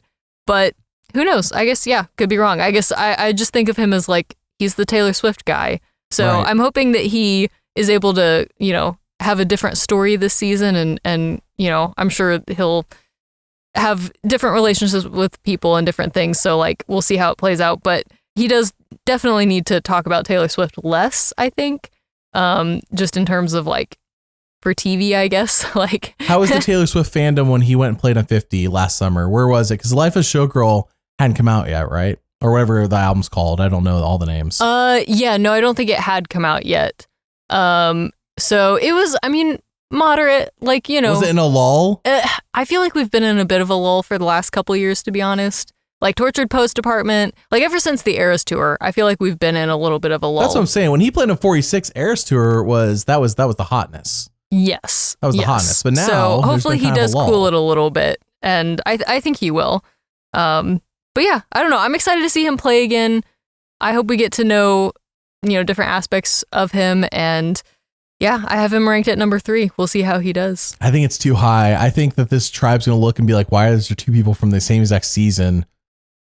One of them needs to go. And I think he's going to be the one to eat the bullet first. That is true. I wasn't really factoring that in to this because I wasn't really thinking about that. So yeah, probably should have him lower for that reason, honestly. This is some nonsense. They should have swapped Tiffany onto Orange and had Tiffany swap with like Jenna Lewis, for example. And then there would have been even even number of old school, new school. I'm not saying Jenna Lewis specifically. I'm trying to think of what old school. I guess Tiffany swap with Cirie if they trying to keep I don't know if the race still needs to be even because this season they didn't have to follow the 50% rule that they had been following since I think 41. They've been following that rule and then it got dropped because Paramount was acquired by Skydance. I apologize if I'm screwing up any of this information. It happened last summer and this season I guess misses the mark by 50% by 1. And I don't know if that was a factor in putting the tribes together. So I'm saying you could swap Tiffany with Cirie, you could swap Tiffany with Jenna Lewis, you could swap Kamilla, I guess. My point is you could swap one of the new school women with an old school woman from the Orange tribe, and you had even numbers. Why was there a choice? And it was a choice. Put 2 46ers on this tribe. I don't know. When everyone else is so evenly split up. 37's evenly split up. 48 evenly split up. Why did they, Yeah. Like, I guess the only saving grace may be that, like, I don't remember Charlie and Tiffany, like, working together a lot in their previous season. Like, no. So, it's not like they have a super tight relationship necessarily, but you're right. Like, yeah, it is interesting that they put 2 people from the same season on this tribe. So, yeah, we'll see. Because they made sure to split the Rizgod and Savannah when they could have kept them together. Yeah. Right. And that would have been more confusing for us as to who wins. Like, it didn't mean that one of them won, but it probably did. But we wouldn't have known for sure until the finale, Wouldn't have been as confident about it. Wouldn't have been as confident about it, right? All of us who were like, okay, we saw the tribe division. So I guess what I'm saying is a little bit of nonsense here. And these, like, I thought they were so even until I realized they're not. Oh, man. Okay, so Charlie, really low for me, really high for you. Next is Chrissy Hoffbeck. Chrissy last played on season 35, where she finished in second. Unlike Charlie, though, I don't think people viewed her as robbed of winning.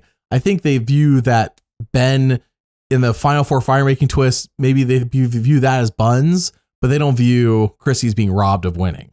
I think there's that's the consensus on that season. Chrissy earned second place. I don't think she was winning first, even against Devens. That's how it seemed to me. Of course, I could be wrong. I was not the jury. But anyway, so Chrissy, coming off that, did have surgery a couple of years ago. I know that was, you prominently talked about this on our social media. I think a double mastectomy, amongst other things. I'm not a doctor, but I'm saying that I do know that was a factor. So if anyone has an emotional backstory this season, it's Chrissy. If anyone's going to get one, I feel like she's a lock for it. I don't know if they're going to do that to returnees. They've been doing it all new era, even though they have tapered off of it. Are we finally going to just be done with it? Or are we going to do it and force Colby to give an emotional backstory? Colby's like, for so long, I've just been so handsome. And I hosted other shows too. And it's just so hard being so awesome. Just carrying the weight of the world on your shoulders. For so long, I had to deal with Jerry Manthe, and she's finally not here. Anyways, she pops out of the bushes. She's like, "Here's the Billie Eilish boomerang idol." He's like, "What?" That would be legit awesome if Jerry Manthe was actually here. That would be so great. Like double bluff. Just a little cameo. Press X it out that there's a double bluff, but that would be awesome. Yeah. Anyways, Chrissy, I feel a little bit lost on how to rank her because Chrissy last time may not be the Chrissy we see this time. I do have her ranked number 2. I have her ranked really high. I think she's going to be she's going to be viewed as a strong woman. She did really well in individual challenges, namely puzzles on her last season, and therefore that is an asset to a tribe. She did rub Ben the wrong way, but in general, Chrissy was kind of like the leader of the people against Ben last time. Like she was the leader. People viewed her as the leader, and it wasn't in a way where I need to get out Chrissy. It was kind of like, let's follow Chrissy. And sure, this is a returnee season, therefore less likely to be people leading in such an obvious way. But I think Chrissy is solid. I think she's going to do well in challenges. I was just saying with the surgery stuff, I don't know how much that affects her health. Cause like, is she weaker now than she was before? Everyone's older than they were last time, but like Ethan's on. I remember I talked to Ethan. I worked for him for like half a year or so during when Winters of War happened. I remember him telling me about how much different he felt, because he had cancer twice, and that's not the same, obviously, but he had cancer twice, and how much different it was to play Survivor after that than before that. So I'm saying like these massive surgeries, how much does that affect you? So if Chrissy's the same as last time, I'm feeling really good about her. I have her number 2, but we'll see. What do you think about Chrissy? Yeah, I think similar to you, I feel like she's a little bit more of a wild card. Like I had a bit of a harder time figuring out kind of how to rank her. So I ended up putting her kind of middle of the pack. I have her ranked at number 4. Because I think she is a really like savvy player in the sense of just like socially and that sort of thing. So, hopefully that helps her in this season. Yeah, I don't know. Like she's good at challenges like you mentioned. So I think she's going to help. Again, I think this tribe is going to be in really good shape when it comes to challenges. Do you think those major surgeries will be a factor though? Does that affect puzzles? I guess maybe not. Yeah, it very well could. I also, something we haven't really talked about is with these old school players though, Survivor is a bit easier now, I guess I True. would say. Less As someone days. who's never played Survivor, it appears to me from my seat on the couch that Survivor is easier now because it is less days and all of that. Less So, running, less physicality. Yes. So I think it might be kind of a wash for her, honestly. Like, even if the surgery does slow her down, like, it's not as difficult as it used to be. So, yeah, I don't know. I feel like she's kind of middle of the pack. Like, I wouldn't be shocked necessarily if she gets voted out, but I could also very easily see her making the merge. And I hope she does. I hope she does well in individual immunities like she's done in the past. And so I have her ranked at number 4. I'm rooting for her. All right, our next player is Coach, who we last saw playing on South Pacific. I do remember specifically that he... Two things I remember specifically. One is that he was going to be on the edge of extinction, but he actually turned it down. Now, I don't know if this is the same as turning down National Geographic to go on the trip with him through the Amazon questionableness, or Sure. I can believe Coach turning it down because he said he has one, and it just sounds just like him. He's like, I have one more in me. I want to save it for an actual returning season. Though I think when he turned down 38, I bet you he was anticipating that 40 was going to be a legend season. And therefore he's like, why should I blow it on this season when next year? I bet in retrospect, had Coach known that 40 was going to be Winners at War, I bet you he played on Edge of Extinction. I could be wrong. I totally could be wrong. But I bet you in retrospect, if Coach is being real, he's like, yeah, I would have done Edge of Extinction had I known Winners at War was going to be Winners at War. Because originally it wasn't. It was supposed to be a legend season until they recast it. So just want to throw that out there. The other thing that he said is that he's like, guys, I've retired from Survivor like Brett Favre. And I'm like, oh my gosh. I know you and I talked about this, Rebekah. Come on. Yeah, come on. Like, such a Coach thing to say. Brett Favre retired, quote unquote, like 3 times and came back. So anyways, Coach, always got to watch how he's saying things. That's for sure. Coach, can he make the merge? It really depends on. The thing is, people like Coach. I know he's such he's so goofed on and stuff, but like he makes the merge. Like he basically made the jury in Heroes versus Villains, and that was his most emotionally unstable season. He was crying. Cassandra said that he didn't work around camp. He goes back. Why would she say that about me, man? I worked the hardest out of everybody. Coach is going to be like high on his own supply as he always is. He's older. He's wiser. I think he's also married now. I don't know if he was before. He's also married now. You talk about that. I don't know. Like I want Coach to make the merge, but I'm really hoping we get Token Sheen / Heroes versus Villains or some variation of that kind of Coach. I don't want the overly serious, no joking Coach that we kind of got on South Pacific. That was no fun. And it's not because of the cult. I mean, it is partially it. But it's not because I just want fun Coach. I don't like Coach was so unfun the last time. It's like kind of a bummer. What do you think about Coach? I think I agree with everything you said. I think I'm like tentatively very excited to see him play again. Again, kind of depending on which version of him we get. But he's very entertaining to watch. I love watching him play. I hope he makes it far in the season. I think like he kind of almost needs someone to like be his buddy. And so I'm trying to like think who on this tribe is going to be that. And yeah, I think Jonathan is a really strong contender. So I think if the two of them become buds and like Jonathan is able to sort of help him, like if there are any emotional moments or whatever, like I think that could be really helpful for him. Don't quit, man. We need you. All that type of thing. Don't quit, Coach. We need you. Stay in the game. Stay in the game. Stay in the game, Coach. But yeah, I don't know. Again, with Coach, I feel like it can be kind of a coin flip because, like you said, watching him on TV, to me, it seems like, wow, that's a lot. Like, I don't know if I could put up with living with this person for, so many days. But people seem to like him. So I don't think that's necessarily a death sentence. I do have him ranked a little bit lower. So I have him ranked at number 6, which is still, I guess, kind of middle of the pack. But honestly, I could see it going either way for him. I could see him making it far, and I hope we get to hear a bunch of, Coach stories that definitely happened exactly the way he's telling them. Like, it's been so long, he has to have some new ones. He has to have some new adventures to tell us about. And we have 90-minute episodes now. There's time. So that's the version of Coach I'm hoping for. There's time for these stories. Thank you, Rebekah. Tell us your stories. I need these Coach stories.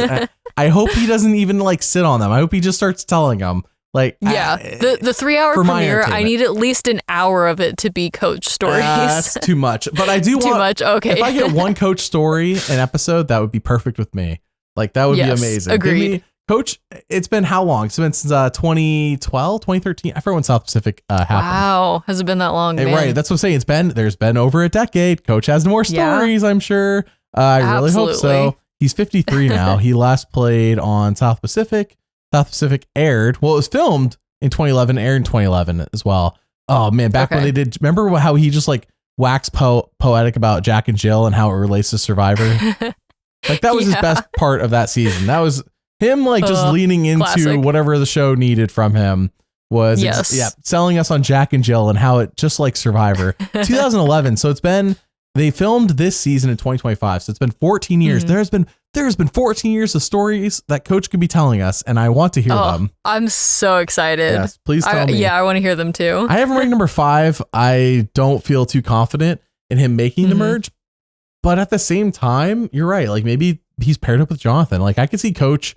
The thing is, Coach, like he complained about it in Heroes versus Villains about Parvati. He complained. He's like, Parvati's, she's so charismatic. Like the way she can just attract people. I think Coach has that as well when he's confident. When Coach is all like, and I know on Heroes versus Villains is right after Tocantins, he's got made fun of by everybody. So he was coming in emotionally not the same, if that makes sense, on that season versus Tocantins. But on South Pacific, he was a confident coach for better or worse. And people were drawn to Coach, and they were drawn to Coach on Tocantins when he wasn't being a nut, when he wasn't like annoying people. People were generally drawn to Coach. Like it's not like he repels people. So I think Coach can do it. I think, and hopefully Coach doesn't come into the season like too much on his own supply, because I can see him going out early by going too hard, too fast. I hope he can pace himself. If he paces himself, I think Coach is here for the long haul, but I don't know for sure. I have him 5th. Our next player is D. I have the 3 winners. I think D has the best chance to make it furthest, and that's because it's been the longest since seeing hers, though that's so crazy to say. It was like 2 years ago. Right. Yeah. But keep in mind now, the 3 winners, D, they all watched her win 2 years ago, and people have had the chance to get to know her since then outside the game.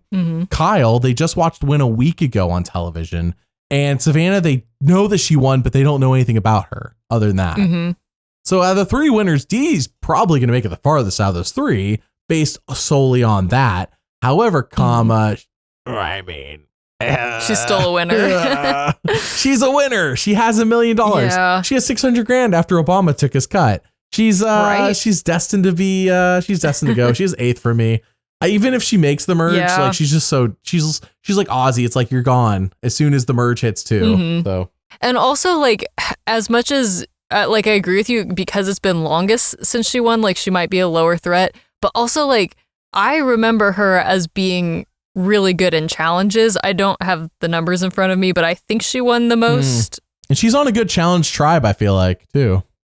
Yeah, but I'm also talking about like in terms of individual immunity. Like, okay. Because Savannah did really well as well, but people didn't get to see that. So like, I think if I'm on her tribe, I'm like, yeah, we can't let her get to the merge because she's going to win individual immunities all the time. And then it'll be even harder to get her out. So yeah, D and her big toe against the world. 3 immunities to answer your question. Oh, is it only 3? Okay. Yeah. See, I thought it was more than that. No, she won 3. But, okay. Well, maybe it's just because we talk about her big toe so much. Because the big toe was talked about in episode 2, and then we're like, okay, when is this going to pay off? And it took like 6 episodes of Katurah saying she hates Bruce, and then finally D won the challenge. She's like, oh, thanks to my big toe. So like they had set it up. Payoff. So we were thinking about her big toes longer than we probably needed to. Of course, then we saw that pregame article where Q was talking about her big toes. He can't work with that. He can't. So, he's not on the same tribe. Good thing they're not on a tribe together. I don't think Q is going to make it long enough to see D. But if they do, it's going to be at the pre-game. And I don't think D's going to make it long enough to see Q. So pre-merge Ponderosa, they'll be hanging out and they can talk about her big toes there. That's probably what will happen. Nice. All right, let's move on to our next player, who is Jonathan. Jonathan last played in Survivor 42. In my opinion, a different era of the new era. I know it's generally perceived as 41 through 49 is the new era. To me, it's 41 through 44 and then 45 through 49. And it's straight up. It's that 60-minute to 90-minute jump we made on the episodes. And I have generally enjoyed the 90 minutes. And I really wish some seasons had gotten that in retrospect, like Winners of War, for example. Because I go back and I watch. That would have been awesome. I go back and I watch seasons with 42 minutes. I'm like, holy crap. I'm like, we're fitting in 2 challenges. Sometimes Exile Island. I'm like, there's no time for camp life. Oh, none yeah.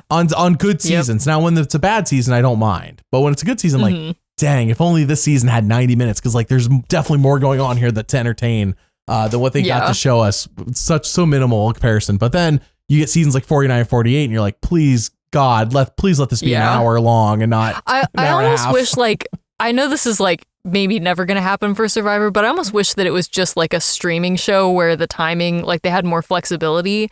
Because there's certain, I agree with you. Like there's certain episodes even where it's like, oh, we need more camp life. But then there's certain episodes where it's like, okay, that's enough of Please Banu. If Banu doesn't get off of my screen right now, like this could have been a 30-minute episode, you know?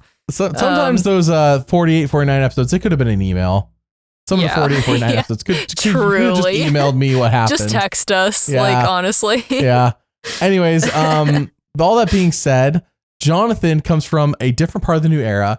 Jonathan's very much an old soul. He definitely rubbed some people the wrong way, but I gotta be honest. Okay, so there was the tribal where Tori got booted because there was an issue of how many Black people are we going to vote off in a row to go to the jury. And at that tribal, he's like, whoa, are you guys calling me racist? And that I get why people were like, oh, Jonathan, come on now, like read the room.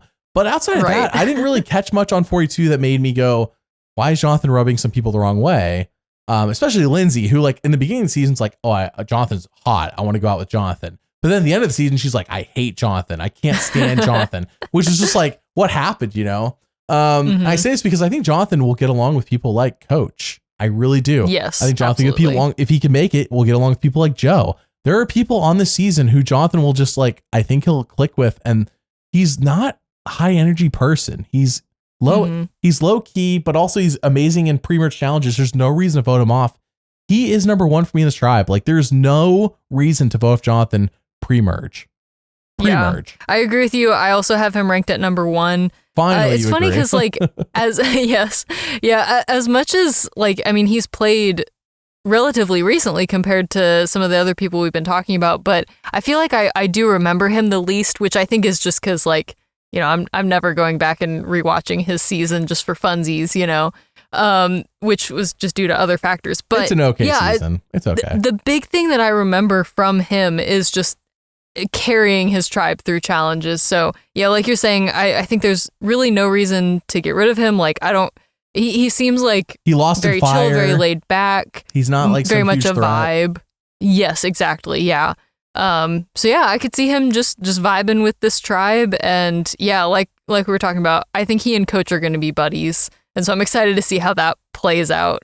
But yeah, I have him at number 1 as well. I know we usually talk about the age range when we talk about new era seasons. But in this is a returning season. The first we've actually got to properly, like when we do Winners of War, you weren't even part of the podcast. Is me and Mary. This channel was a part-time deal. Like I wasn't doing it full time. Now I'm doing it full time. So like actually think about things. I have more time to think about things. Sorry, earlier I said Rizgod's the only one in his 20s. Charlie's 27. My apologies. I know somebody's already commented to correct me. I forgot Charlie is in his 20s as well. I will say though, that's fair because Charlie has a much more mature vibe than Rizgod does. Dee's in her 20s. Dee's 28. My apologies for saying that earlier. It's just Rizgod's the only one that really feels like he's in his 20s. You could have told me D and Charlie are 30 and I'd be like, I believe you. Yeah, absolutely. My apologies for saying that incorrectly earlier. I've corrected myself. So hopefully that's a valid mistake. Listen to this an hour later. I didn't catch it, obviously. An hour later into our 24-hour podcast. Yes. The age range, though, like generally, there's a lot of people in their 30s this season. Angelina, 35. Aubrey, 39. We were talking about Charlie, 27. Is Aubrey 39? Yes. That's crazy. She was in her 20s last time she played, but it's been over I need her decade. skincare routine. That's crazy. Chrissy's 54, Christian 39, Cirie 54, Coach 53, Colby 51, Dee's 28, Emily 30, Baba Vive is 34, Jenna Lewis is 47, Joe is 45, Jonathan's 32. I say this because he kind of fits in with this. There's a lot of like 30s, you know, some 40s, some 50s, but a lot of 30s. Kamilla 31, Kyle 31, Mike White 54. There's 3 54s in this cast. No, wait.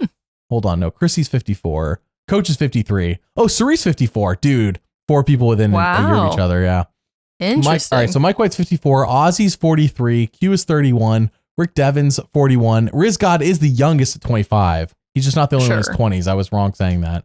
Savannah 31. But also, like, you could have told me Rizgod was 19 and I would have believed you. Yeah. So, I mean, his girlfriend calls herself the Rizgod. Like, that's pretty iconic. Right. That's really good. If they ever do Blood vs. Water 3 with Boston Rob and his daughter, because that's why that season will happen if it happens. Oh, that would be awesome. Then there has to be Rizgod and Lizgod. Right. You gotta bring him with the Lizgod on. Also, awesome. If there's I think there's a family visit this season that's been heavily rumored. And if Rizgod makes it deep enough, will we see the Lizgod? Will she unveil herself on television for all of our eyes to see who is the Lizgod? I'm going to be real with you. I probably could just look it up on Instagram, but I'm waiting for it to happen on TV. It's more fun this way. But if he goes out pre-merge, I'll just look it up. I'm like kind of like keeping the surprise for myself. It's like when I know I want to watch a movie and I don't watch the trailer because I just want to be surprised. Like I don't. That's so real. Like I know I'm going to watch this movie. I don't need to see a trailer. I'll just go in blind. Savannah 31, Stephenie 45, Tiffany 34. So I don't know. I don't have a number in front of me, but there's a lot of 30s. There's a few 40s and shoot, there's like 5 50s. I just mentioned them. There's like 5. Yeah. So there's a large number of this cast is in the 30s or 50s apparently. And I do think that bodes well. Like the 20s, I think it's gonna be a little bit harder. Charlie, Rizgod, and who else? D. Well, D's dead because she's a winner. The 20s, people in their 20s for once don't have the advantage. For once. Yeah. It's been a while. Hey, it's about time. Been a long while. Jonathan, I think will get along with this old soul. There's this whole cast is older. I think that bodes well for someone like Jonathan, is what my point was. So I agree. All right, let's move on to Kamilla. Did you know she had a secret alliance with Kyle? Probably not this season. Really? Yep. That's probably crazy. not this season because Kyle's probably not going to make it long enough to see her. But she could have an alliance with Joe, a secret alliance with Joe. That would be iconic if they then talk about it. Joe's like, we got to keep our alliance a secret. Camilla's like, yeah, it's a secret alliance because we have to keep it a secret. And Joe's like, yes, because it's a secret alliance. She's like, right, because we're in a secret alliance. And they really get that counter going. Because if you watch Kyle's story video, you saw it. The counter was insane. Once they started, they didn't stop. It's kind of how it went. Yeah. Like it was slow going for a while, but then once they started, they just couldn't stop talking about it. Which also makes me wonder, like, how many times did they actually mention it? Right. Because if that's how it was in the edit, right? Like, how many times did they cut out those two mentioning their secret alliance? So many. I don't want to spoil the number because I encourage you to watch Kyle's video. It's a good refresher before 50 anyways, for both him and Kamilla because they're both heavily featured. And a little bit of Joe in there as well, because how could you miss Joe that season? Right. But yeah, like so many times, dude. And that's just what they left in the show that I counted. I think there was even a secret scene where they mentioned it, and I included that as well. Why is that a secret scene? We all know. They had to cut out. That's so funny. They couldn't leave all the times in. So anyways, Kamilla, I'm feeling good about Kamilla long term in the game. She's number 4 for me in this tribe simply because I think this tribe, I don't know how it's going to swing. There are more new schoolers than old schoolers, but at the same time, let's say D goes, I just don't know how this tribe's going to swing. And Kamilla's right in the middle of the road because I don't know how she's going to swing. I think long term, I feel better about Kamilla. Like you told me Kamilla makes merge. I'm like, oh, that girl's got a good chance of winning. But can she make the merge? Is my question.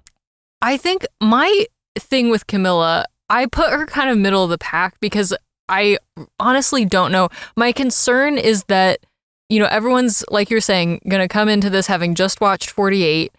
Are they, like, I worry that she's going to have too big of a target on her back because no one's going to be able to trust her because they're like, well, are you doing another secret alliance? How do I know that I'm your number 1 alliance member? Now, she Can I be your does secret have the number 1? opportunity. Everyone asking her that. I was going to say, she has the opportunity to do the funniest thing, which is to have a secret alliance with everyone. Yes. That would be iconic. And frankly, I think Kamilla is a smart enough player and she clearly like understands the game so well and is so just like able to read people and everything that I don't think that this is a death sentence for her. But it is something that she's going to have to overcome somehow. And so I think she's going to make the merge, but I wouldn't be super shocked if she did get voted out like pretty early on just because like I think Dee's gone before her in this tribe. So she's got at least 1 tribal. But after that, like, I don't know, I could see people starting to look at Kamilla and be like, am I actually in an alliance with her? Does she have a secret alliance with someone else? Like, all of that. So for those reasons, I do have her at number 5, which is, I think, pretty similar to where you have her. So I hope she goes far in this game. I would honestly love to see her win. Like, I think she's a great player and I love watching her play. But she definitely has a reputation that she's going to have to overcome. So, yeah, we'll see. Let me give you a proposal, Rebekah. On this theoretical Blood versus Water 3, which features Boston Rob and his oldest daughter, and also Rizgod and Lizgod. That's the season we're talking about. Blood versus Water 3, in this theoretical season where all these people somehow are playing, I do think that Boston Rob and his daughter can make that happen, by the way. Like, real talk. I really do. If Boston Rob's like, Jeff, I will play one more time if you let me do Blood versus Water with my oldest daughter. It's done. 1000%. Seasons, it's in the can. Yeah. It's happening. So we've already filmed it. Yep. Boston Rob, can we make an idol out of you again? Anyways, so on this theoretical season, Rebekah, you and I should go on it. Now, I understand we're not related, but we got to propose to the casting team, be like, hey, it's called Blood versus Water. Rebekah and I, we're water. We're not blood. We're water. Right. Have a blood tribe. So we'll see if water wins or if blood wins. Have a blood tribe. We're on the blood tribe. It's like, okay, we're all related to each other. But then your water tribe are people who are best friends, people who are married, because they're not blood, they're water. Sure. Yeah. So we propose so we're on the water tribe. So listen to this, Rebekah, you and I have a secret alliance. I'll be like, Rebekah, I barely know the lady. We're only on this season. I needed somebody to get on the show, and she was my ticket in. We're both from New York, because we had to lie about something. We're both from New York or California, which depending on what we flipped a coin on, or both. Yep. We are dual residents. I can do a pretty good Canadian accent if I need to. I want to. You've proposed. I want to hear it. Go for it. Oh, hey there. That's it. That's all I got. That's all you have? That's your whole Canadian accent? That's all I got. Do you think that's enough to get us cast? I don't think so. I think you're going to have to stick with your New York / California dual residency. Okay, I'll work on that. For those wondering, we joke about it every season, how they only cast people from those 2 states, because that is like more than half the cast every season. Anyways, we're on the water tribe. Rebekah, you and I have a secret alliance, and we'll talk about it because you and I know we're in on the joke. They'll never see it coming. They'll never see it coming. Because we showed up to the show together, right? But we're not in an alliance. But we're not together. Secretly, we are. But we're not together. You know what I mean? Like, we're just friends. We're not together. I'll be like, oh no, Rebekah, I don't like Rebekah that much. I just needed to get on the show, and Mary wasn't going to do it. Mary does not want to do the show. So I got on with Rebekah. We're on the water tribe. We tell everyone, we're like, you tell them like, hey, when I play games with this guy, I backstab him. That's what you tell them, Rebekah. And I'll be like, Rebekah, which hardly is true. Hardly knew her. Yeah. But then we go off to the side. We go to the water well. Secret alliance. We really got to like talk about it a lot. We're in such a secret alliance. They're like, why do those two keep going off to the water well? Why do they keep giggling at jokes about their secret alliance? And only their joke. They're laughing at their own jokes. Right. We'll just like bring the they podcast. Keep doing bad Canadian accents. We bring the podcast vibe to the tribe. And I'm just like, we're gonna get voted out immediately. That's so insufferable. I could never play with you because I'd make so many in jokes about Survivor, trying to slip past the Survivor editor censors. Just, stuff that I don't think that they would know is a joke. If that makes sense. Right. We got to do this one for Liz. As we're trying to win Applebee's. Actually, that would be they would know what we're doing. That would be too obvious. They would know. That one's a little too. I think that one would work though. Like everyone's in on that joke. Yeah. Yeah, we got to win Applebee's for Liz. This one's for Liz. And Jeff's like, I'm too old for this. What have I done? That's it. This is my last season. This is my last season. I can't take this anymore. I'm retiring with Boston Rob. The episode Boston Rob's voted off. I'm retiring on that episode. Anyways, who are we talking about? He's like, you know what, Rob, do you want to host the rest of the season? I'm done. I'm done. That's how you do it on Survivor, Boston Rob. All right, Kamilla, number 5 for me. Where was she for you? Number 5 for me as well. Oh, sorry, I got mixed up. 5 for you, 4 for me. All right, our next player is Mike White. Mike White, I'm a bit mixed on out the gate. There's 2 ways this can go, and it's been talked about, I think, in some pregame press. The fact that last time he played, he was not some big shot in Hollywood. Like, he worked in Hollywood, but not a big shot. He's a big shot now, and everyone knows it. Yeah. He made the White Lotus show. It's like 3 seasons deep. Every season has had cameos from Survivor players. There's a suck up bound to happen. And he's on a tribe with Coach. Do you know who the suck up's going to be? Oh, yeah. Just joke. I half joking, but also half serious. Because Coach has been in a movie, in case you didn't know, called 180.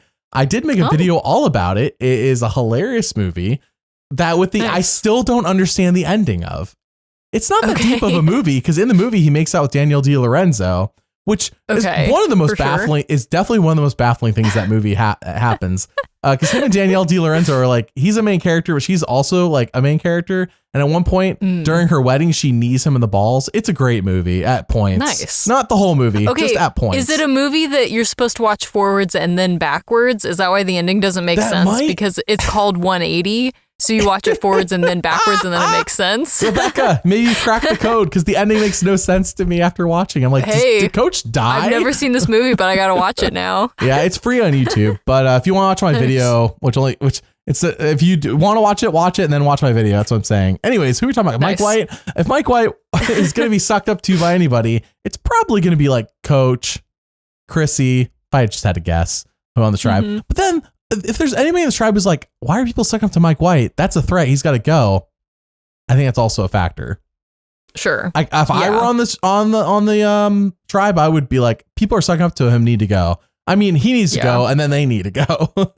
Right. Personally, that's what I would be doing. I kind of feel like Mike White is going to be one of those players that, like, if this tribe does go to tribal more than once, because I think the first vote is going to be D, but then after that, it's like, okay, if everyone's getting along, if there's nothing like crazy, if Coach isn't trying to quit or like, nothing crazy is going on, I think a lot of people are going to look at Mike White and be like, well, he clearly doesn't need the money. Like, he's, just here because he's buddies with Jeff. Like, I don't think he'll be too mad if we vote him out, Literally, Rebekah, a week ago, there's a picture of him and Jeff on a plane together. And that was as of a week ago. That was not from last year. It was just those two on a plane together, like a private plane. Like a small, private plane. I think it was like first class. My apologies. It's something like that. Right. It was a photo not taken purposefully. Like somebody caught them on a plane together. That's how buddy they are. Wow. Yeah. I know. So, I mean, and honestly, like, I don't think Mike White would be mad. Like, I think he'd be like, sure. Yeah, it makes sense. Whatever. I guess I'll just continue to vacation here in Fiji. Continue to be rich. Just hang out with my buddy Jeff, See, all of a sudden he's co-hosting the show. Mike is. That would be actually, if it ain't Boston Rob, there you go. It's Mike White. All right. Mike White, though, where do you have him ranked? So I have him ranked number 7. Just because, like, I feel like I don't think he's going to, like, be voted off because he's a threat or because, like, whatever. But it's just, like, why would you keep him around? Like, I think he's an easy vote where, like, no one's going to get mad. Like, he's just here for a good time, not a long time, So. And Mike won't take it personally. Yes. There in the past few months, I forgot exactly when it was or which radio show it was. It's on YouTube, and I think I posted it, or no, maybe I'm saving for the Survivor 50 secrets because it wasn't really relevant to 49. So I have the video somewhere. My point is that a video is posted. Jeff's on a radio show and he's talking about David versus Goliath this season. And he says that in his opinion, Mike White threw David versus Goliath because he was worried that since he already has money, it would be a bad look for him to win the money. And I'm like, is it just Jeff's opinion, or is that because Jeff is on a plane with Mike and knows what Mike's actual opinion is? Yeah. And honestly, like, yeah, fair enough. Because it is like, I don't know. Also, like, are we going to let Mike White be the winner of season 50? Like, season 50 is such an iconic season that I think you want someone who's like known for Survivor to represent the show and be the winner of this season. So, I mean, he did change season 29 to not have Redemption Island. I'll give him that. Oh, yeah. He did. Well, hey, he told Jeff, hey, that doesn't sound fun to do again. And Jeff's like, what? So he didn't. Nice. Right. Do you think we could get him to talk to Jeff about journeys? He needs to talk to Jeff about all these Billie Eilish Boomerang Idol. Mike, you did not talk to Jeff enough. Come on, Mike. Yeah. Mike, we just start blaming Mike for everything. Come on, Mike. It's like not his fault. He has other things to do. He's busy trying to write TV. Yeah. Like he's trying to write the next season of White Lotus. He's over here making prestige television. He doesn't have time to fix like, Survivor. Guys, I'm busy. I can't worry about whatever a Billie Eilish Boomerang Idol is. I cannot babysit Jeff 24/7 to stop him from doing terrible ideas, okay? Anyways, Mike White, to me, I have him ranked pretty low as well. I have him ranked at number, let's see here, number 6. I'm worried that there's just like, why am I keeping Mike White? And I know you talked about, are we going to let him win 50? The question here is, can he even reach the merge? And I think it's for the same reasons. Like, dude's loaded. He's the only one here that everyone knows is loaded. Everyone knows is loaded. And while to me, that's still less threatening than a person who's actually won the game. If in my mind, if I I know Jeff did do it after they filmed 50 though, where he said that. But if I even thought that like he threw 37, I'd be like, oh, so he could have won, you know? Right. Kind of like a Charlie threat. Oh, he could have won. Mike White did get second. Angelina got third, and it wasn't close between those two, in my opinion. Right. Yeah. I just want to throw that out there. Like they were one place apart, but it was not close in terms of how they were portrayed. So, all right, let's move on to our last player, Tiffany. Tiffany last played on 46, is on a tribe with Charlie, and I think that if anyone's going to go first between the two 46ers, it's going to be Charlie. I think Tiffany actually will benefit greatly from Charlie being sniped. Tiffany, I have high hopes for her if she makes it past the merge to do well.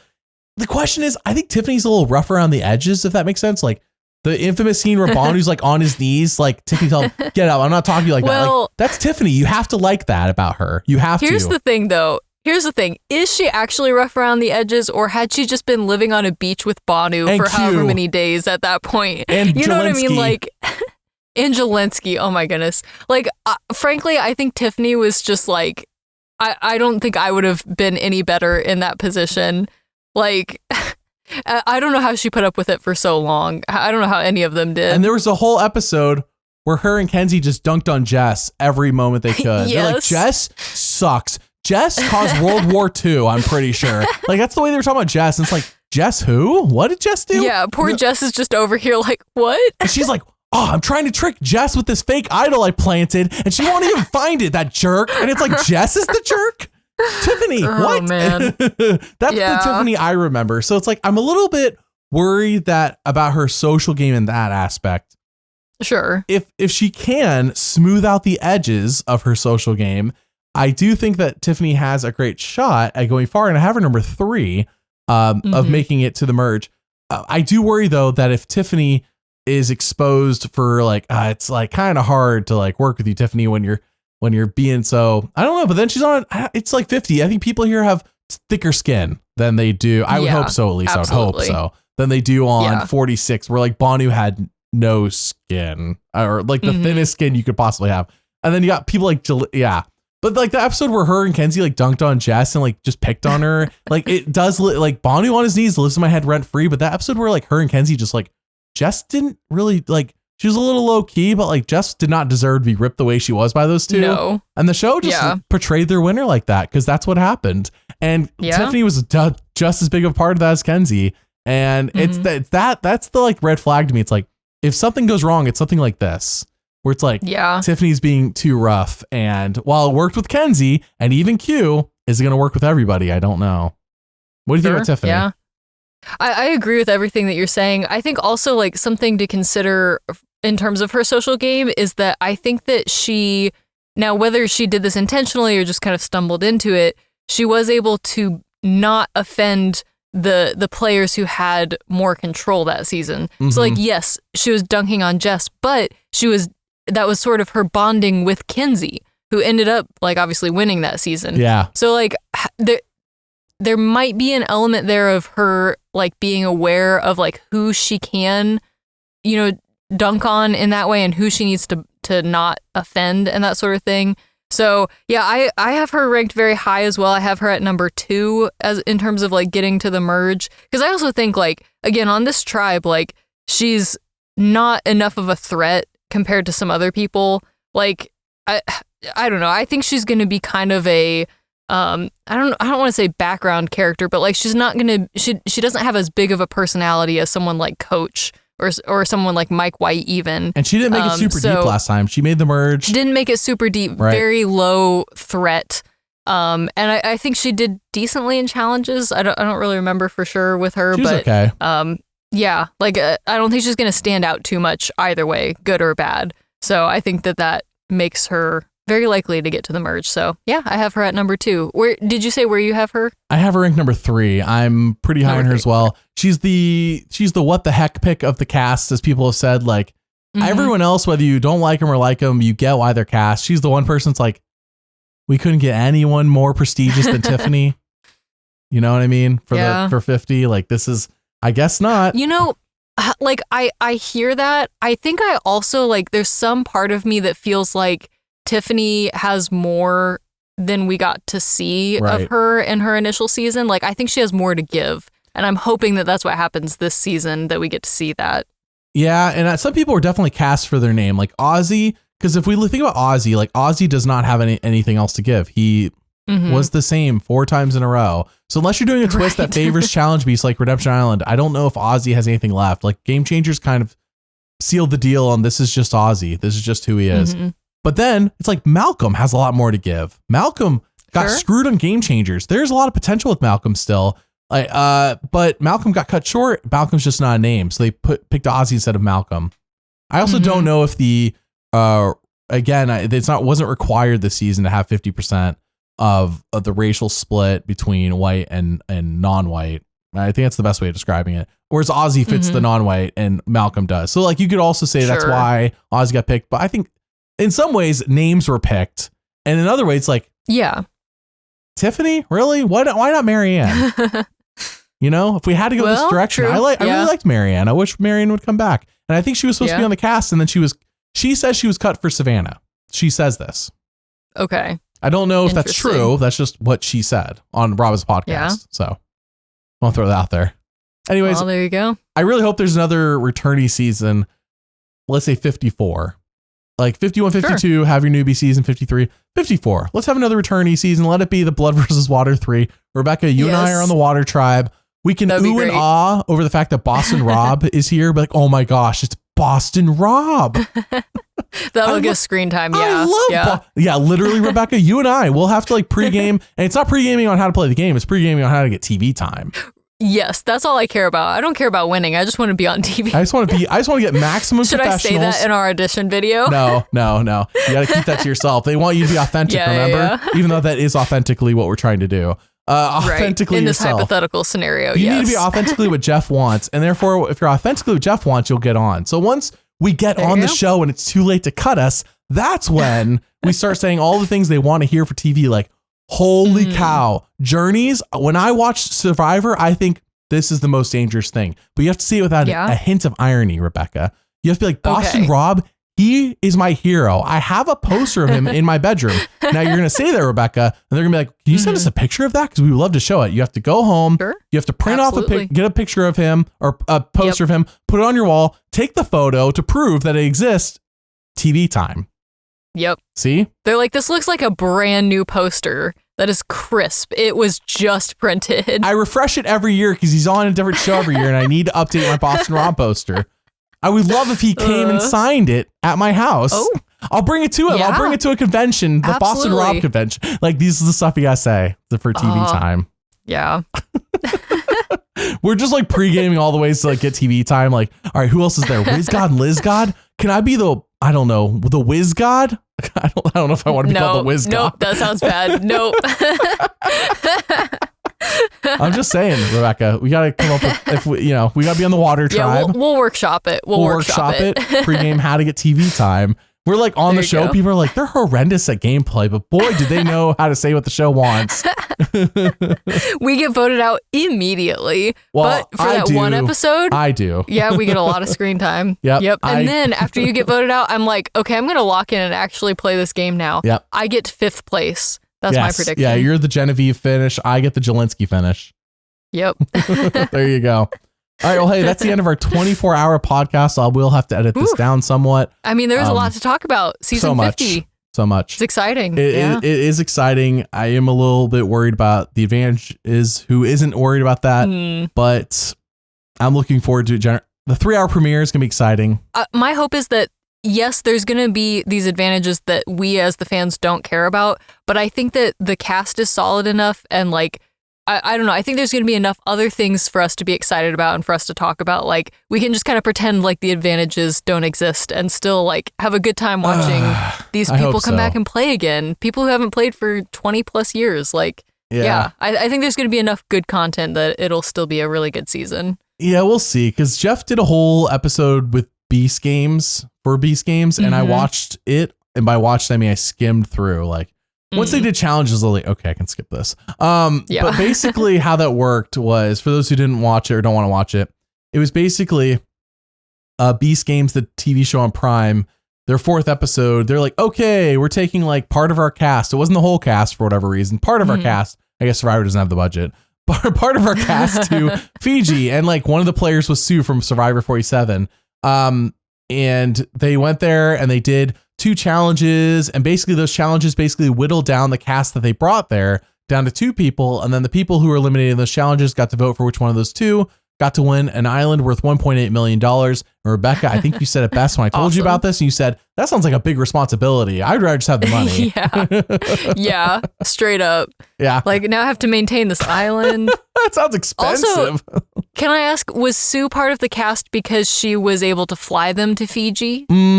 That's a good question. Do you think that was a factor? It was not addressed on the show, but it's a good question. Okay.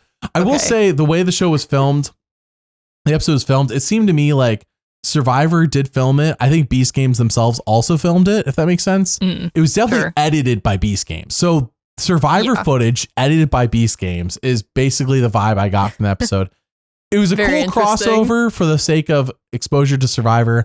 Now we owe Beast Games. Does that make sense? Like, they did us a favor. We owe them a favor. Now I'm wondering, remember that collab, they got us, we got it was a whole episode. It was, I think 80% of the episode was Survivor. 20% was setting up to that Survivor portion. So do we owe Beast Games 80% of an episode? That's what I'm worried about. How much episode do we owe Beast Games as return? Yeah, I think my bigger worry is that it's going to be reoccurring throughout the season, because we have the coin that we don't know what that is, but then also Mr. Beast being there with a briefcase, which seems like a separate thing to me. He's like, I'll offer you this briefcase to leave the game right now. It's just full of coins. I mean, I think somebody else had a better idea, but also that's so Mr. Beast. Like, I'm offering you $50,000 now to go to Exile Island, maybe. Sure. I could see that. See, I would be okay with something like that. If it's I'll give you $100,000 to quit or something like that. That would be like so lame. But if he's like, so lame. Here's $10,000. You have to go live on Exile, and there are no advantages there, like guaranteed. You are just living there by yourself, but you get $10,000. I like that. That's nice. I like that. It's a waste of TV time, but it could happen. But sure, yeah. Okay, well, hey, that's the end of the podcast. We appreciate you all. You have to cut this down. We've been going for like 40 hours. Rebekah, I was literally doing the outro, and then you interrupted me, making this podcast last even longer. We're now up to 26 hours. Thank you. My bad. Let's try this again. Thank you all for listening. We'll see you all once our 50 starts. Bye.